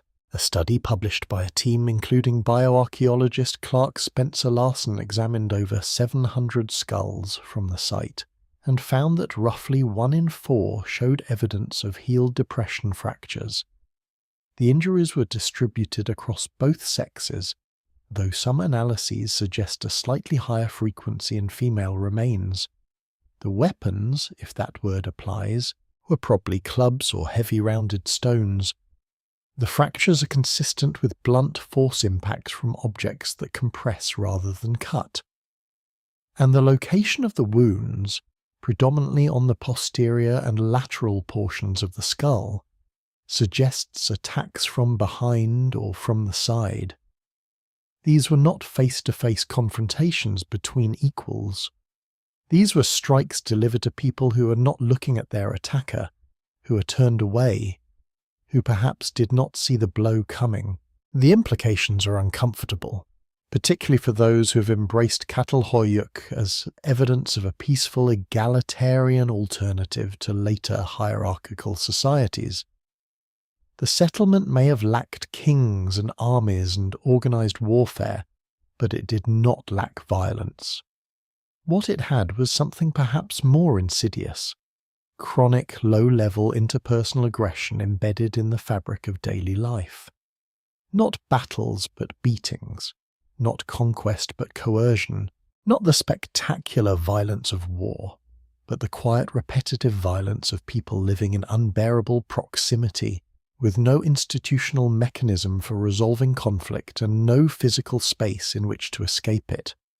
Consider the conditions: houses sharing walls so thin that every sound carried, families of 6 or 8 people occupying a single room of 270 square feet. No doors to close, no separate rooms to retreat to, no way to put distance between yourself and whoever was causing you distress. The rooftops offered temporary escape, but they were public. Everyone could see you there, and the social pressure that governed life in Catal Hoyuk meant that visibility was itself a form of constraint. Where do you go when you're angry? Where do you go when you're afraid? In a modern city, you can walk away. You can cross the street, turn a corner, disappear into the anonymous crowd. In Catal Hoyuk, there was no anonymous crowd. There were only your neighbours, who shared your walls and knew your name and watched everything you did. The violence was not all interpersonal. Some skeletal remains show injuries that are more difficult to classify. Fractures that may have resulted from encounters with wild animals during hunts, from construction accidents, from falls off the settlement's outer edge, where the rooftops met the ground level several meters below. Life in Catal Hoyuk was physically dangerous in ways that modern urban existence rarely approaches, but the pattern of cranial injuries, their concentration, their anatomical distribution, their presence in both male and female remains across multiple building levels spanning centuries. This pattern speaks to something systemic. Not random misfortune, but structural violence. The inevitable product of a social system that had solved many problems but had not solved the problem of human aggression in conditions of extreme confinement. A smaller number of the burials tell darker stories still. Bodies interred without the careful ritual treatment that characterized normal burials. No flexed positioning, no grave goods, no evidence of the replastering and floor renewal that typically followed an interment. These individuals were buried quickly, unceremoniously, as if the community wanted them underground and forgotten as rapidly as possible.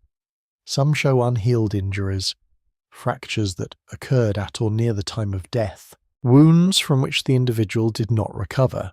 Whether these represent murders, executions, deaths from untreated injuries, or some other category of ending that we cannot reconstruct, they stand out against the background of careful, ritualized burial that was the norm. The community that buried its beloved dead beneath sleeping platforms with obsidian blades and shell ornaments also buried some of its dead in haste and without honor. The distinction between the two treatments raises questions that the evidence cannot definitively answer. Were the hastily buried individuals criminals, rule breakers whose transgressions placed them beyond the community's circle of care? Were they victims of violence whose deaths were too shameful or too politically dangerous to acknowledge through normal ritual? Were they outsiders, people from other settlements who died at Catal Hoyuk under circumstances that did not warrant full burial rites? Each possibility implies a different social dynamic, a different relationship between the community and those it chose to exclude from its rituals of remembrance. There is one more category of evidence that deserves attention, though it is the most speculative and the most contested. Several houses at Catal Hoyuk show evidence of destruction by fire, not the accidental fires that were an inevitable hazard in a settlement built entirely of timber and mudbrick, but deliberate burning. Houses that were carefully emptied of their contents before being set alight. Their walls and roofs consumed in controlled conflagrations that reduced the structure to a layer of ash and charred debris upon which a new house would subsequently be built. Some archaeologists interpret these as ritual house closings, the deliberate ending of a house's life cycle, perhaps triggered by the death of the last member of the founding lineage, or by some other event that marked the end of the house's social identity. But others have noted that the burned houses sometimes cluster in groups, as if the destruction spread from one dwelling to its neighbours in a pattern that suggests conflict rather than ritual. A house burning could be the ultimate social sanction, the destruction not just of a family's dwelling, but of its entire accumulated history, its ancestral burials, its painted walls, its claim to continuity. In a society where the house was the primary locus of identity and power, burning someone's house was not vandalism, it was annihilation. We cannot know for certain which interpretation is correct, and it is possible that both are, that some house burnings were rituals and others were punishments, that the same act could carry different meanings depending on the circumstances that prompted it. But the existence of violence at Catal Hoyuk, whether expressed through cracked skulls or hasty burials or houses consumed by deliberate flame, complicates any simple narrative about the first city as a peaceful alternative to the hierarchical civilizations that followed. These people had achieved something remarkable: large-scale communal living without centralized authority, a millennium of stability without kings or armies, but they had not transcended the human capacity for aggression. They had merely contained it, channeled it, managed it through social pressure and physical proximity and the weight of tradition. And the cracks in that containment were already visible in the bones of their dead, in the ash of their burned houses, in the blocked doorways that spoke of families pushed to the margins of a community that could not afford to expel them, but could not fully tolerate them either.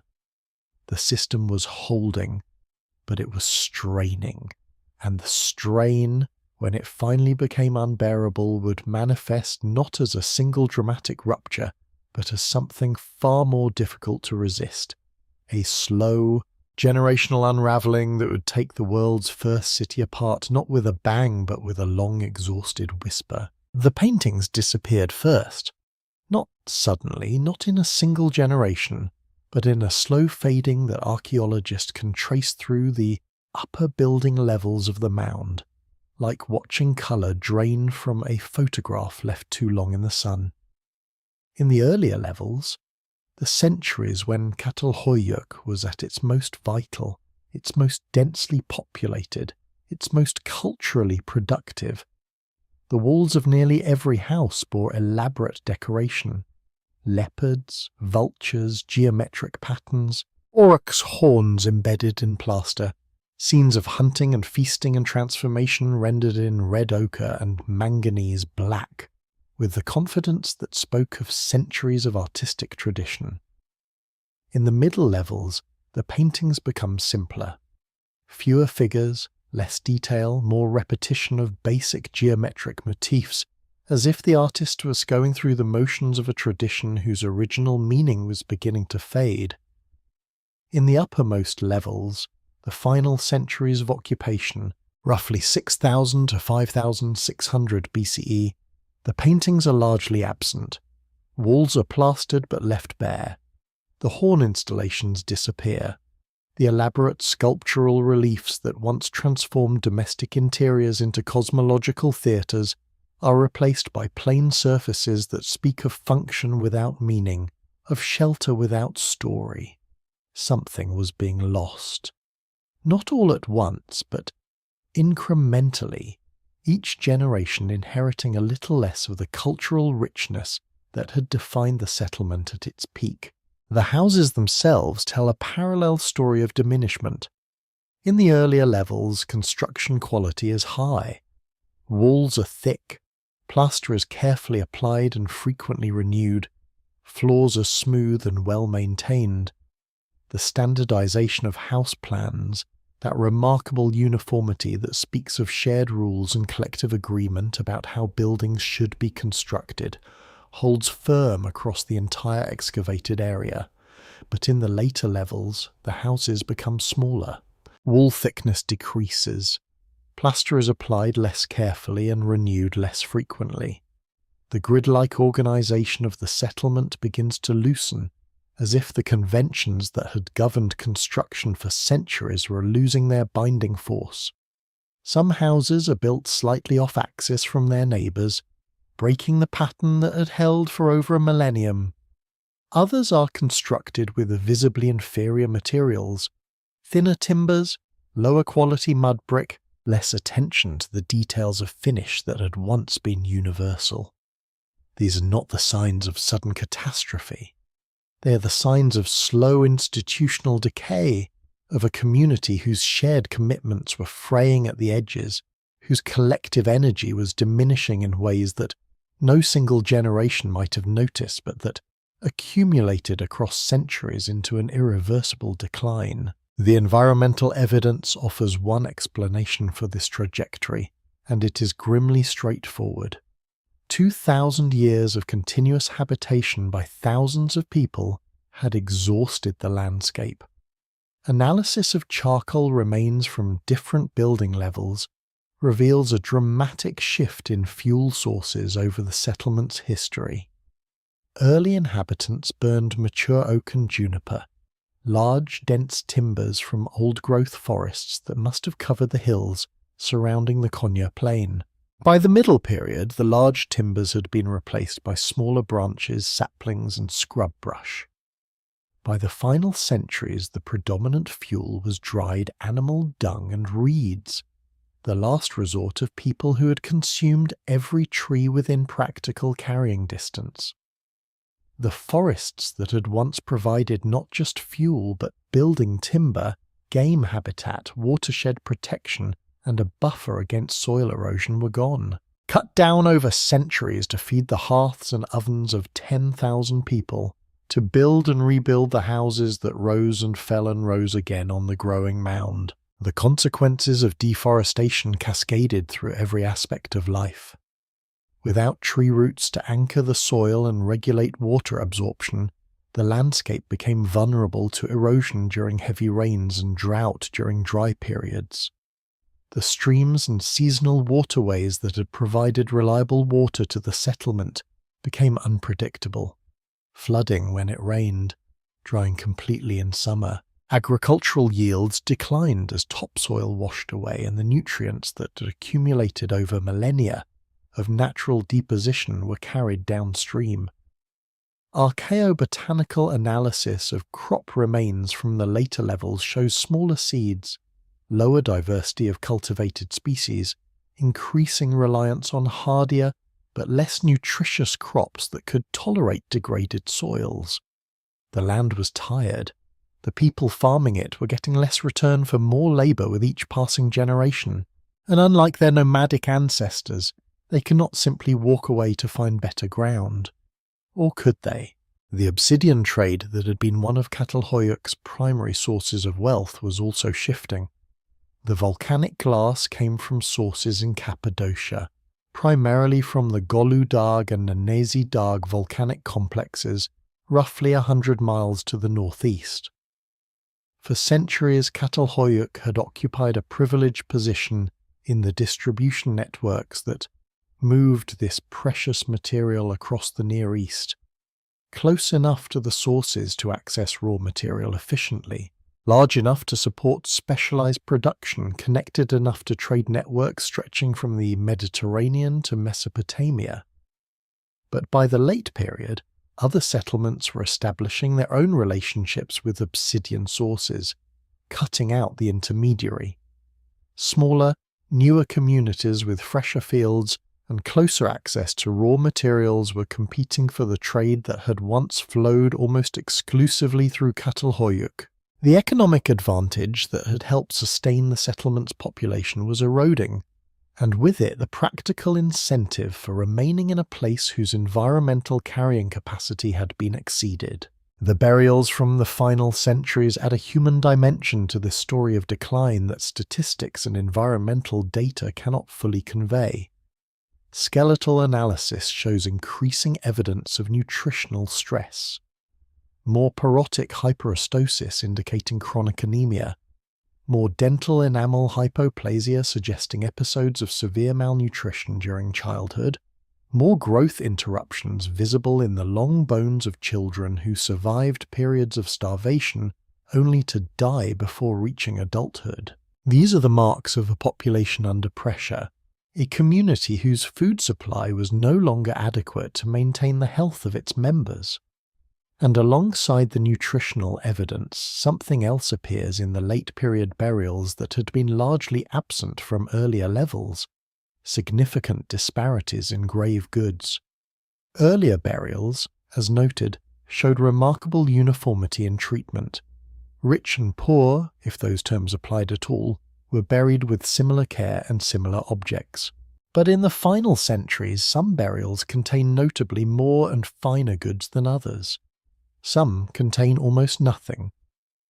The egalitarian principle that had characterized the settlement for over a millennium was breaking down, replaced by visible inequality that the dead could no longer conceal. Whether the inequality caused the decline or the decline caused the inequality is a question without a clear answer. Perhaps as resources became scarcer, some households proved better at accumulating and defending them than others. Perhaps the history houses, those founding lineages with their deeper past and greater prestige, leveraged their social capital into material advantage as conditions deteriorated. Perhaps the communal mechanisms that had once redistributed resources across the settlement, the feasting, the trade networks, the norms of reciprocity enforced by peer surveillance, simply could not withstand the pressure of sustained scarcity. When there is enough for everyone, sharing is easy. When there is not enough, sharing becomes a political act, and politics without institutional structures to manage them can devolve quickly into competition, resentment, and fragmentation. The abandonment, when it came, was not dramatic. There was no final battle, no natural disaster, no single moment when the last inhabitant walked away. The archaeological evidence suggests a gradual depopulation that unfolded over several generations. Entire neighborhoods stood empty while others remained occupied. Houses that collapsed were not rebuilt.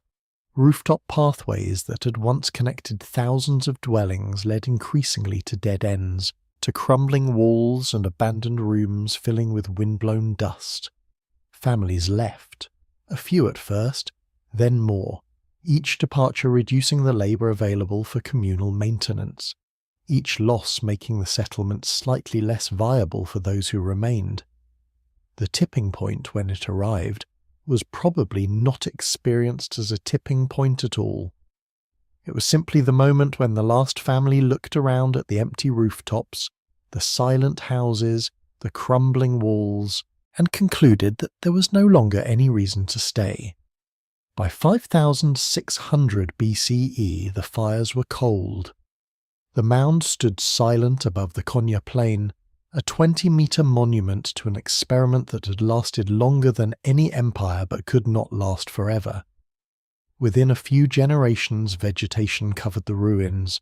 Within a few centuries, the very memory of the place had been lost.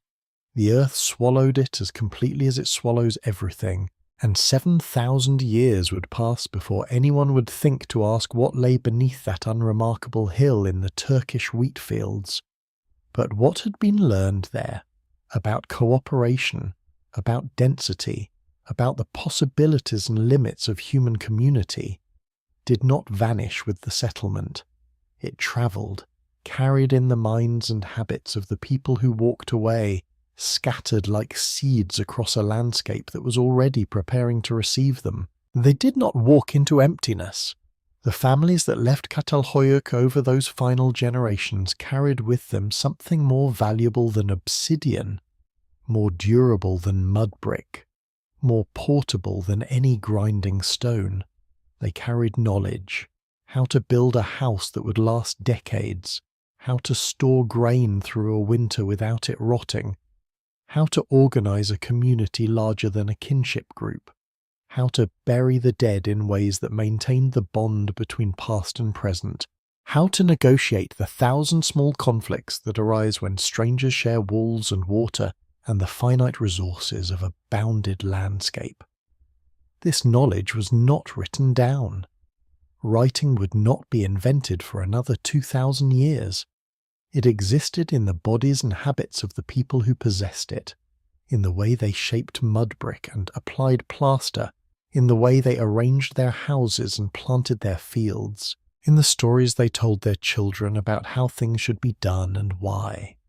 And when they scattered from the dying settlement on the Konya plain, they carried this embodied knowledge into new territories, new communities, new experiments in the ancient problem of living together. The archaeological record of the centuries following Catal Hoyuk's abandonment shows an unmistakable pattern. Across Anatolia and the broader Near East, new settlements appeared with increasing frequency. Dozens, then hundreds of permanent communities spreading through river valleys and across upland plains like a slow-motion explosion of human habitation. Many of these settlements were small, a few dozen houses clustered near productive agricultural land, nothing approaching the scale of Catal Hoyuk. But they were permanent. They used construction techniques recognizably descended from the Neolithic tradition that Catal Hoyuk had perfected. They stored grain in ways that echoed the storage bins set into Catal Hoyuk's floors. They buried their dead, in many cases, beneath their houses. The cultural DNA of the first city was replicating itself across the landscape, adapted to local conditions, modified by local traditions, but fundamentally continuous with the experiment that had begun 9,000 years earlier on that mound above the Konya plain. Some of these daughter settlements grew substantial. Sites like Kanhasan, roughly 80 miles southeast of Catal Hoyuk, show architectural and cultural continuities that suggest direct descent from the earlier settlement. Hasila, excavated by Mellart himself in the 1950s, contained painted pottery and figurines that shared stylistic elements with Catal Hoyuk's material culture. Though the settlement was smaller and organized differently, houses arranged around courtyards rather than pressed together in the honeycomb pattern, a spatial loosening that perhaps reflected lessons learned from the claustrophobic density of the parent community. Further east, settlements in the upper reaches of the Tigris and Euphrates valleys showed their own innovations, larger communal buildings, more elaborate pottery traditions, increasing evidence of social differentiation expressed through architecture and burial practice. The urban idea was not merely surviving, it was evolving. Each new settlement was a variation on a theme, an iteration of the basic concept. Permanent community, stored food, specialized labor, collective organization, adjusted to different environments, different resources, different social dynamics. But something was also being lost in the transmission, something that the archaeological evidence reveals with quiet clarity if one knows where to look. The egalitarian structure that had characterized Catal Hoyuk, the rough uniformity of house sizes, the equivalent burial treatment regardless of sex, the absence of monumental architecture proclaiming the power of individuals or institutions, this structure was not reproduced in the settlements that followed, or rather, it was reproduced in some places and abandoned in others, and where it was abandoned something else took its place. Hierarchy, visible, architectural, unmistakable hierarchy. Some houses larger than others, some burials dramatically richer, some buildings clearly set apart from residential space, their scale and elaboration announcing a function, religious, administrative, political, that transcended the domestic. The transition was not instantaneous. It unfolded over millennia, unevenly, with many local variations and reversals. But the general direction was clear. By the time the urban concept reached southern Mesopotamia and produced the great cities of the Ubaid and Uruk periods, roughly 5000 to 3100 BCE, the egalitarian model was gone. In its place stood something that would have been unrecognizable to the inhabitants of Catal Hoyuk. Temples on raised platforms, towering above the surrounding houses, their scale broadcasting the power of the gods and the elite priesthood that claimed to interpret their will. Administrative complexes where scribes pressed wedge-shaped marks into wet clay, recording the flow of grain and labour and tribute that sustained the new order. Elite residences distinguished from common dwellings by size, location, and the quality of their contents. And at the apex of the hierarchy, individuals whose authority extended over thousands of people, not the diffuse, negotiated influence of Catal Hoyuk's history houses, but concentrated, institutionalized hereditary power backed by the apparatus of the state. Uruk, by 3100 BCE, was home to perhaps 40,000 people, 4 times the peak population of Catal Hoyuk, spread across an area of roughly 250 hectares. It had streets, it had monumental architecture, it had writing invented not for poetry or philosophy but for accounting, tracking the grain stores, the labour obligations, the debts and payments that kept the machinery of urban civilization functioning. It had a ruling class whose tombs contained wealth that would have filled every house at Catal Hoyuk combined. The distance between Uruk and Catal Hoyuk, measured in time, was roughly 4,000 years. Measured in social organisation, it was an entirely different species of human community. Yet the thread connecting them was unbroken. Uruk did not invent urban life from nothing. It inherited a tradition, a tradition of permanent settlement, of stored food, of collective organisation, of specialised labour, that stretched back through millennia of incremental innovation to the first crowded houses on the Konya plain. The Mesopotamians built on foundations that had been laid literally and figuratively by people who could not have imagined what their experiment would eventually produce. The same pattern repeated across the ancient world, each iteration carrying echoes of the original, while adding innovations that would have astonished the founders. The Indus Valley civilization emerged around 3300 BCE with cities like Harappa and Mohenjo-Daro, settlements remarkable for their careful urban planning, their standardized brick sizes, their sophisticated drainage systems that channeled wastewater away from living areas through covered conduits built into the streets. The sanitation engineering alone represented a quantum leap beyond anything Catal Hoyuk had achieved, and yet the underlying concept, dense permanent settlement organized according to shared rules, was the same concept that had been tested and refined on that Turkish mound 4,000 years earlier. Egyptian civilization coalesced along the Nile around 3100 BCE, producing cities that combined agricultural surplus with monumental architecture in ways that amplified the basic Neolithic formula to scales that would have been incomprehensible to the first settlers. Chinese urban centers appeared by 2000 BCE. Mesoamerican cities rose in the centuries that followed. Each trajectory was shaped by local conditions, local resources, local cultural traditions, but all of them were building on the same fundamental insight, the same radical proposition that had been tested at Catal Hoyuk and Jericho and a handful of other early settlements scattered across the Near East. The proposition was simple. Humans can live together permanently in large numbers, and doing so provides advantages that outweigh the costs. Simple to state, almost infinitely complex to implement, and never, not once in the 10,000 years since it was first attempted, entirely stable. Every city that has ever existed has grappled with the same basic challenges that Catal Hoyuk faced.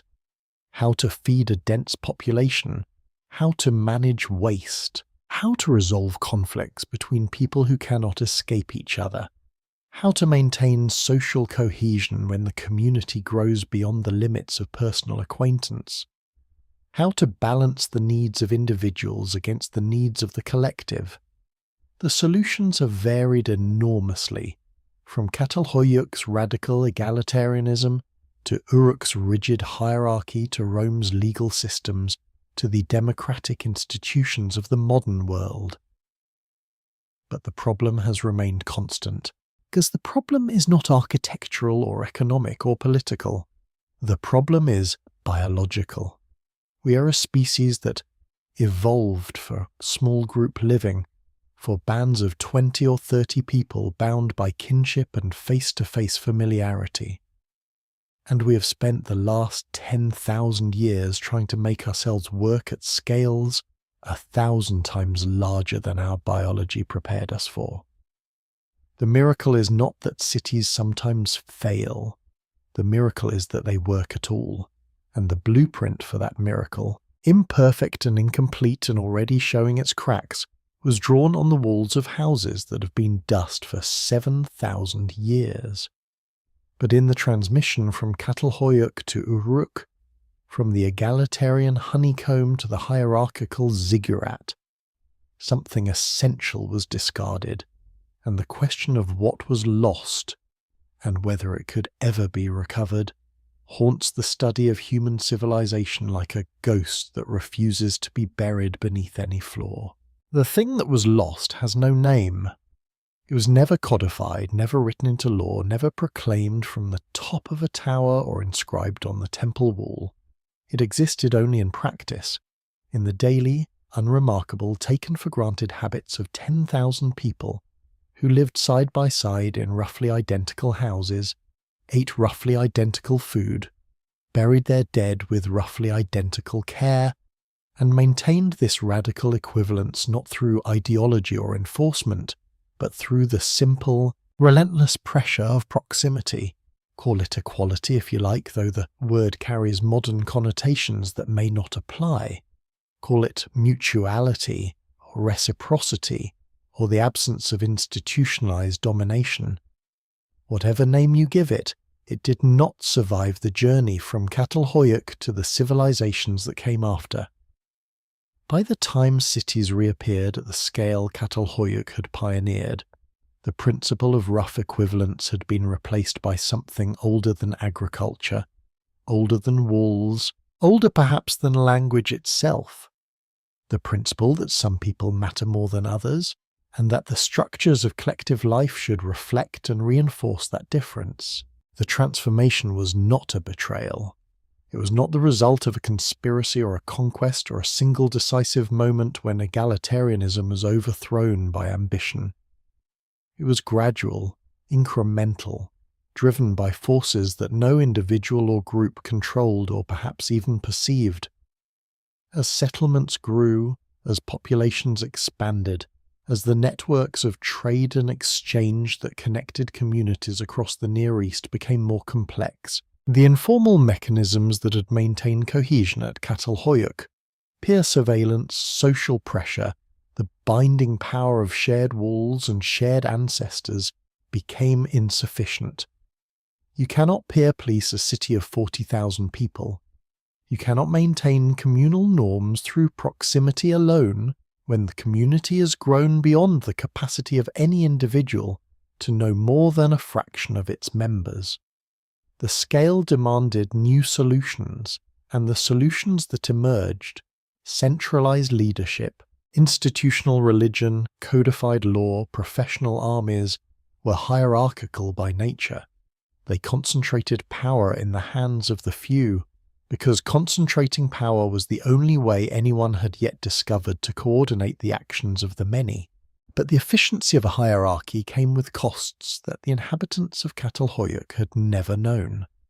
Costs that are so deeply woven into the fabric of modern life that we rarely recognize them as costs at all, experiencing them instead as simply the way things are.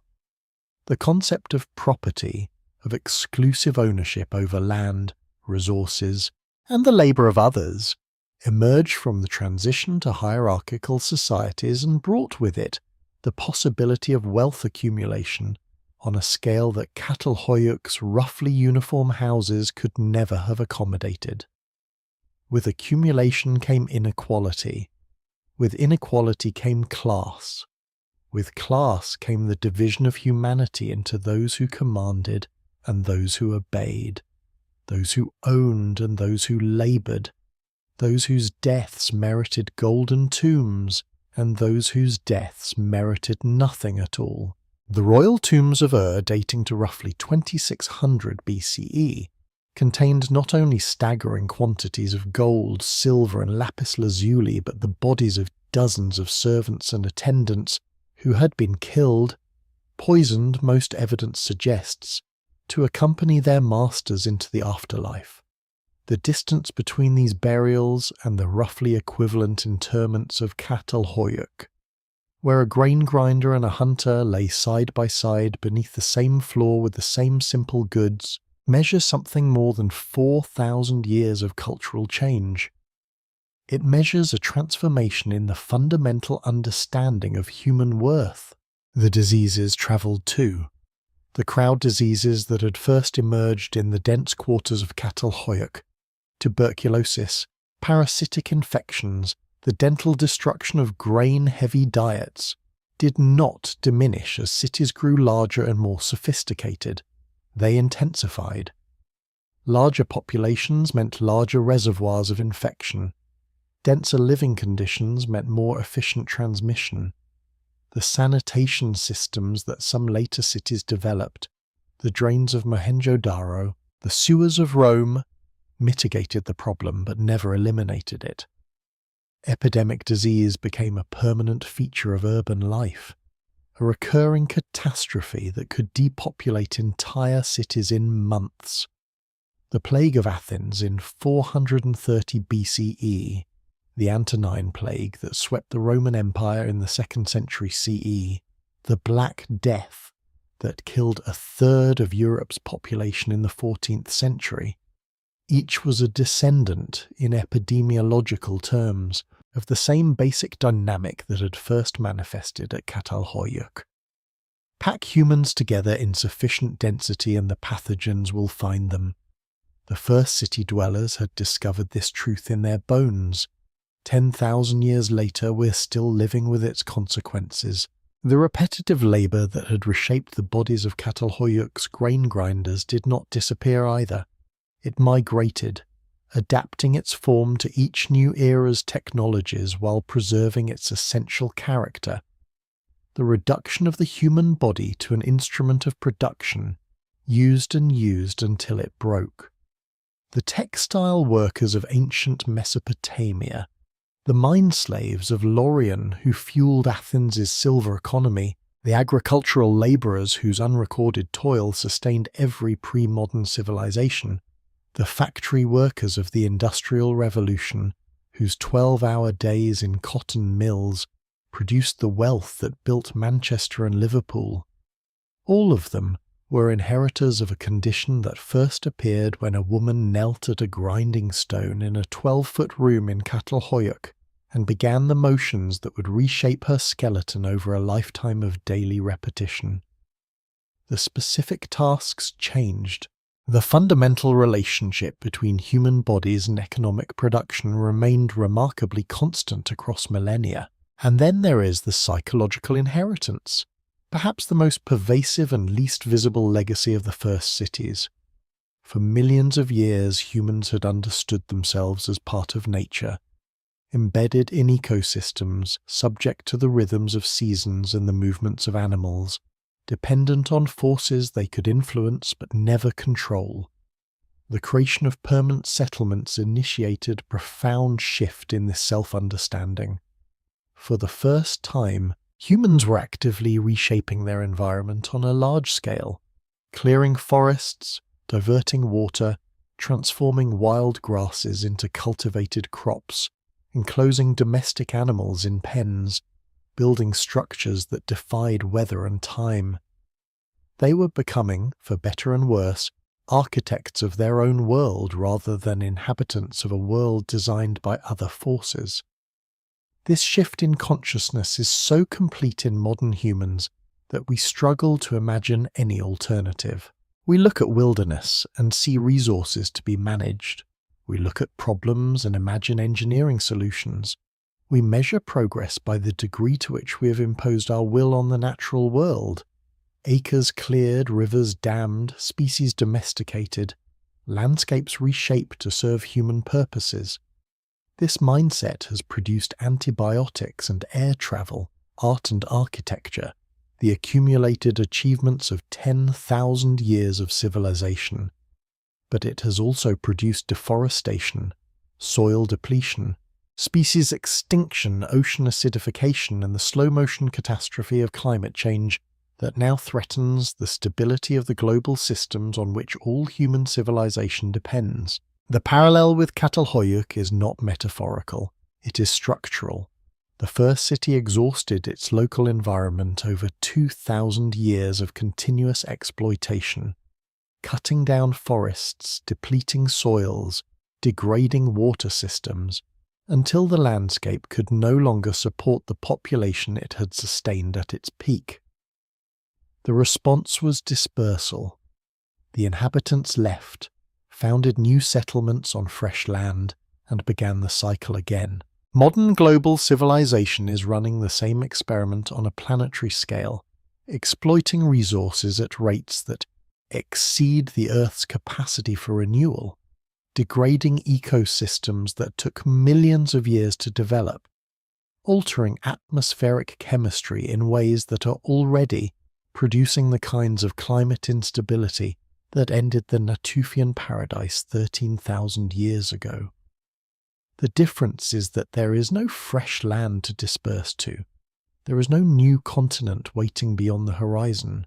The Catal Hoyuk solution, exhaust the local environment, then move, is not available when the environment being exhausted is the entire planet. This is not a polemic. It is a pattern visible in the archaeological record, repeated across cultures and continents and millennia, first identifiable in the charcoal deposits and diminishing seed sizes of a settlement that died 9,000 years ago on a Turkish plain. The people of Catal Hoyuk could not have foreseen what their experiment would become. They were solving immediate problems: hunger, shelter, the need for community in an uncertain world.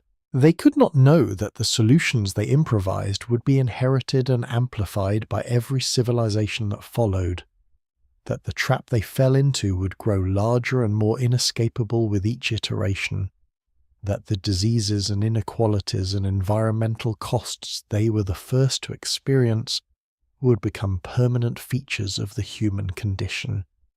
They were pioneers, and like all pioneers, they could see only the territory immediately ahead, not the vast landscape their path would eventually cross. But we're not pioneers. We have the archaeological record. We have the bones, the ash, the diminishing seed sizes, the evidence of what happens when a community consumes more than its environment can sustain. The question is whether we can read that record clearly enough to recognize the pattern we are repeating, and whether recognition, if it comes, will come in time to matter. The mound on the Konya Plain offers no answers. It offers only the evidence, and the silence that follows, and the faint impression of footsteps on a rooftop that has been dust for longer than most civilization have existed. The mound is quiet now. It has been quiet for 7,000 years, give or take a few centuries that blur into each other at this distance, the way stars blur when you stare at them too long. The wheat fields surround it on all sides, their rows running up to the base of the slope and stopping, as if even modern agriculture senses that this ground belongs to something older than cultivation, something that predates the very concept of farming, even though farming is precisely what made it possible. In spring, wildflowers colonize the upper slopes. Poppies, chamomile, low scrub that finds purchase in the thin soil covering layers of compressed mudbrick and ash and human bone.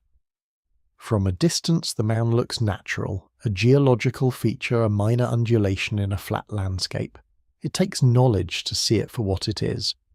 A 20-meter tall accumulation of human effort, human belief, human suffering, and human ingenuity, compressed by gravity and time into something that resembles Earth but is not Earth. It is artifact. The largest artifact on the Konya Plain. The remains of a question that 10,000 people asked with their bodies and their buildings and their buried dead, and that the silence has been answering ever since. The archaeologists are still there. Not Melah. He was banned from excavating in Turkey in 1965, under circumstances that remain controversial, accused of involvement with smuggled antiquities, a cloud that hung over his work for the rest of his life, and complicated the legacy of the man who first revealed Catal Hoyuk to the modern world. Ian Hodder took over in 1993, bringing new methodologies, new technologies, new theoretical frameworks to a site that had waited nearly 3 decades for someone to resume the conversation Melat had started. Ground-penetrating radar revealed the full extent of the settlement, confirming what Melat had suspected, that the excavated areas represented only a fraction of the whole, that the honeycomb of houses extended far beyond the trenches he had opened, that the true scale of the first city was larger than even its discoverer had dared to claim. DNA analysis of skeletal remains produced surprises that are still being processed. Many individuals buried together beneath the same house floor were not biologically related, or at least not related in the straightforward parent-child lineages that archaeologists had assumed. The house, it seemed, was not merely a family dwelling in the biological sense. It was a social institution that could incorporate non-kin members, adopting individuals into the household regardless of blood connection. The concept of family at Catal Hoyuk was apparently more flexible, more constructed, more deliberately chosen than the biological model that later civilizations would enshrine as natural and inevitable. Isotopic analysis of teeth and bones revealed dietary patterns in fine detail. What individuals ate at different stages of their lives, where their food came from, how their nutrition changed over time. The results confirmed the broad picture of declining health in later periods, but added nuances that complicate any simple narrative.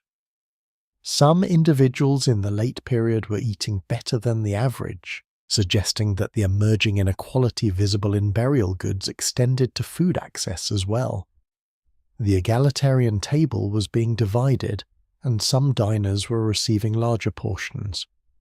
Residue analysis of ceramic vessels detected traces of fermented beverages, confirming the suspicion that communal feasting involved alcohol, a discovery that pushes the history of brewing back to the very origins of settled life and raises questions about the role of intoxication in the social and spiritual practices of the first city dwellers.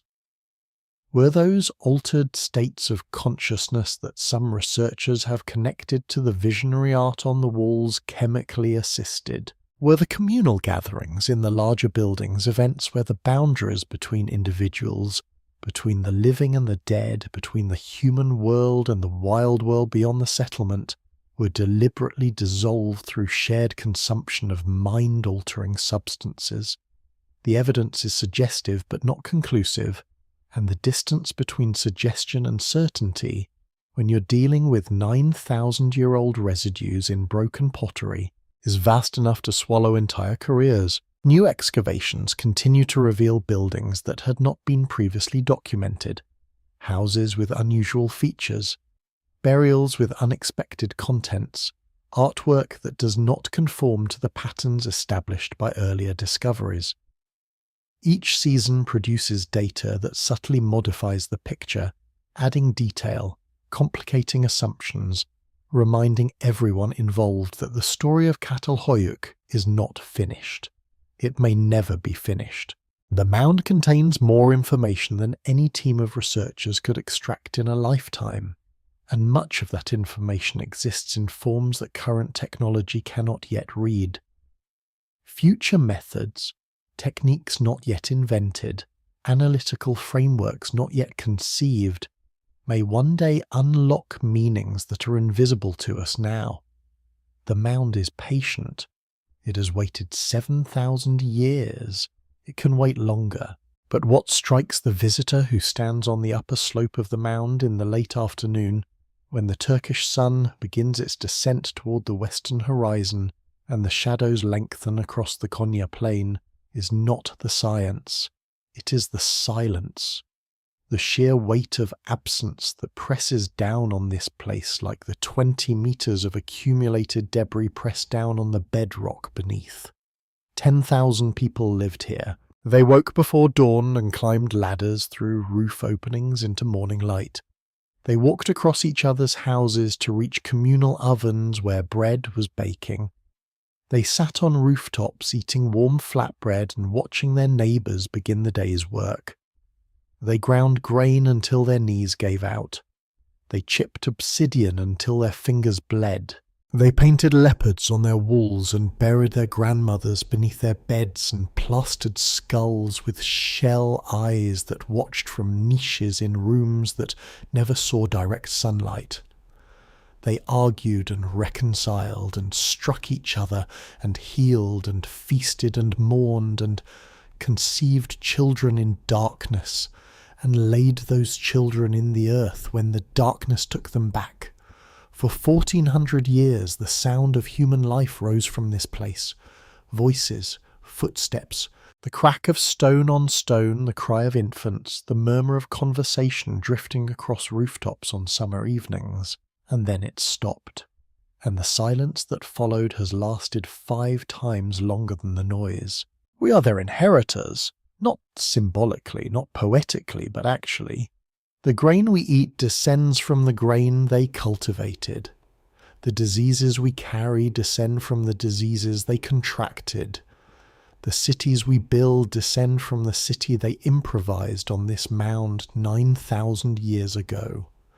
The anxiety we feel in crowds, the comfort we take in private space, the way we decorate our homes with images of nature even as we seal ourselves ever more completely behind walls of glass and steel. All of it echoes choices made here, in these rooms, by people whose names we will never know and whose faces we can only approximate in plaster and speculation. We carry Catal Hoyuk in our bodies, in the lactase persistence that lets us drink milk, in the gut bacteria adapted to grain-heavy diets, in the skeletal susceptibility to the repetitive stress injuries of sedentary labour, in the immune systems shaped by millennia of crowd disease, in the psychological architecture of minds that evolved for small group living but have learned imperfectly and at great cost to function in communities of millions. The question that remains, the question that the mound poses simply by existing, simply by sitting there in its 7,000-year silence while the wheat grows around it, and the archaeologists brush dust from bones that were old when the pyramids were new, is whether the experiment was worth it. Whether the bargain struck here traded freedom for security, mobility for density, the open sky for walls, was a bargain that ultimately served the species or ultimately diminished it. The people who made that bargain did not experience it as a choice. They were responding to circumstances, climate collapse, resource pressure, the accumulated momentum of generations of incremental commitment to place. They did not choose civilization the way a person chooses a meal from a menu. They stumbled into it, and once inside, they could not find the door. Neither can we. The walls of Catal Hoyuk are dust. The rooftop pathways have collapsed into the rooms they once covered. The leopards have faded from the plaster, and the shell eyes have fallen from the plastered skulls, and the grinding stones are silent, and the ovens are cold. But the experiment continues. In every city on every continent, in every apartment building where strangers share walls, in every commute where thousands of people move through tunnels beneath the earth without speaking, in every act of cooperation between people who will never know each other's names, the experiment that began here continues, unfinished, unresolved, carrying within it the same tensions between freedom and order, between wildness and control, between the individual and the collective that the first city dwellers painted on their walls and buried beneath their floors. The mound holds its silence, the wheat fields hold their rows. Somewhere beneath the surface, a plastered skull with shell eyes stares into darkness that has not been broken by firelight in 7,000 years, waiting with the patience of the very old for someone to descend the ladder once more and ask the question that has never been answered. Whether the walls we built to keep the world out have become the walls that keep us in,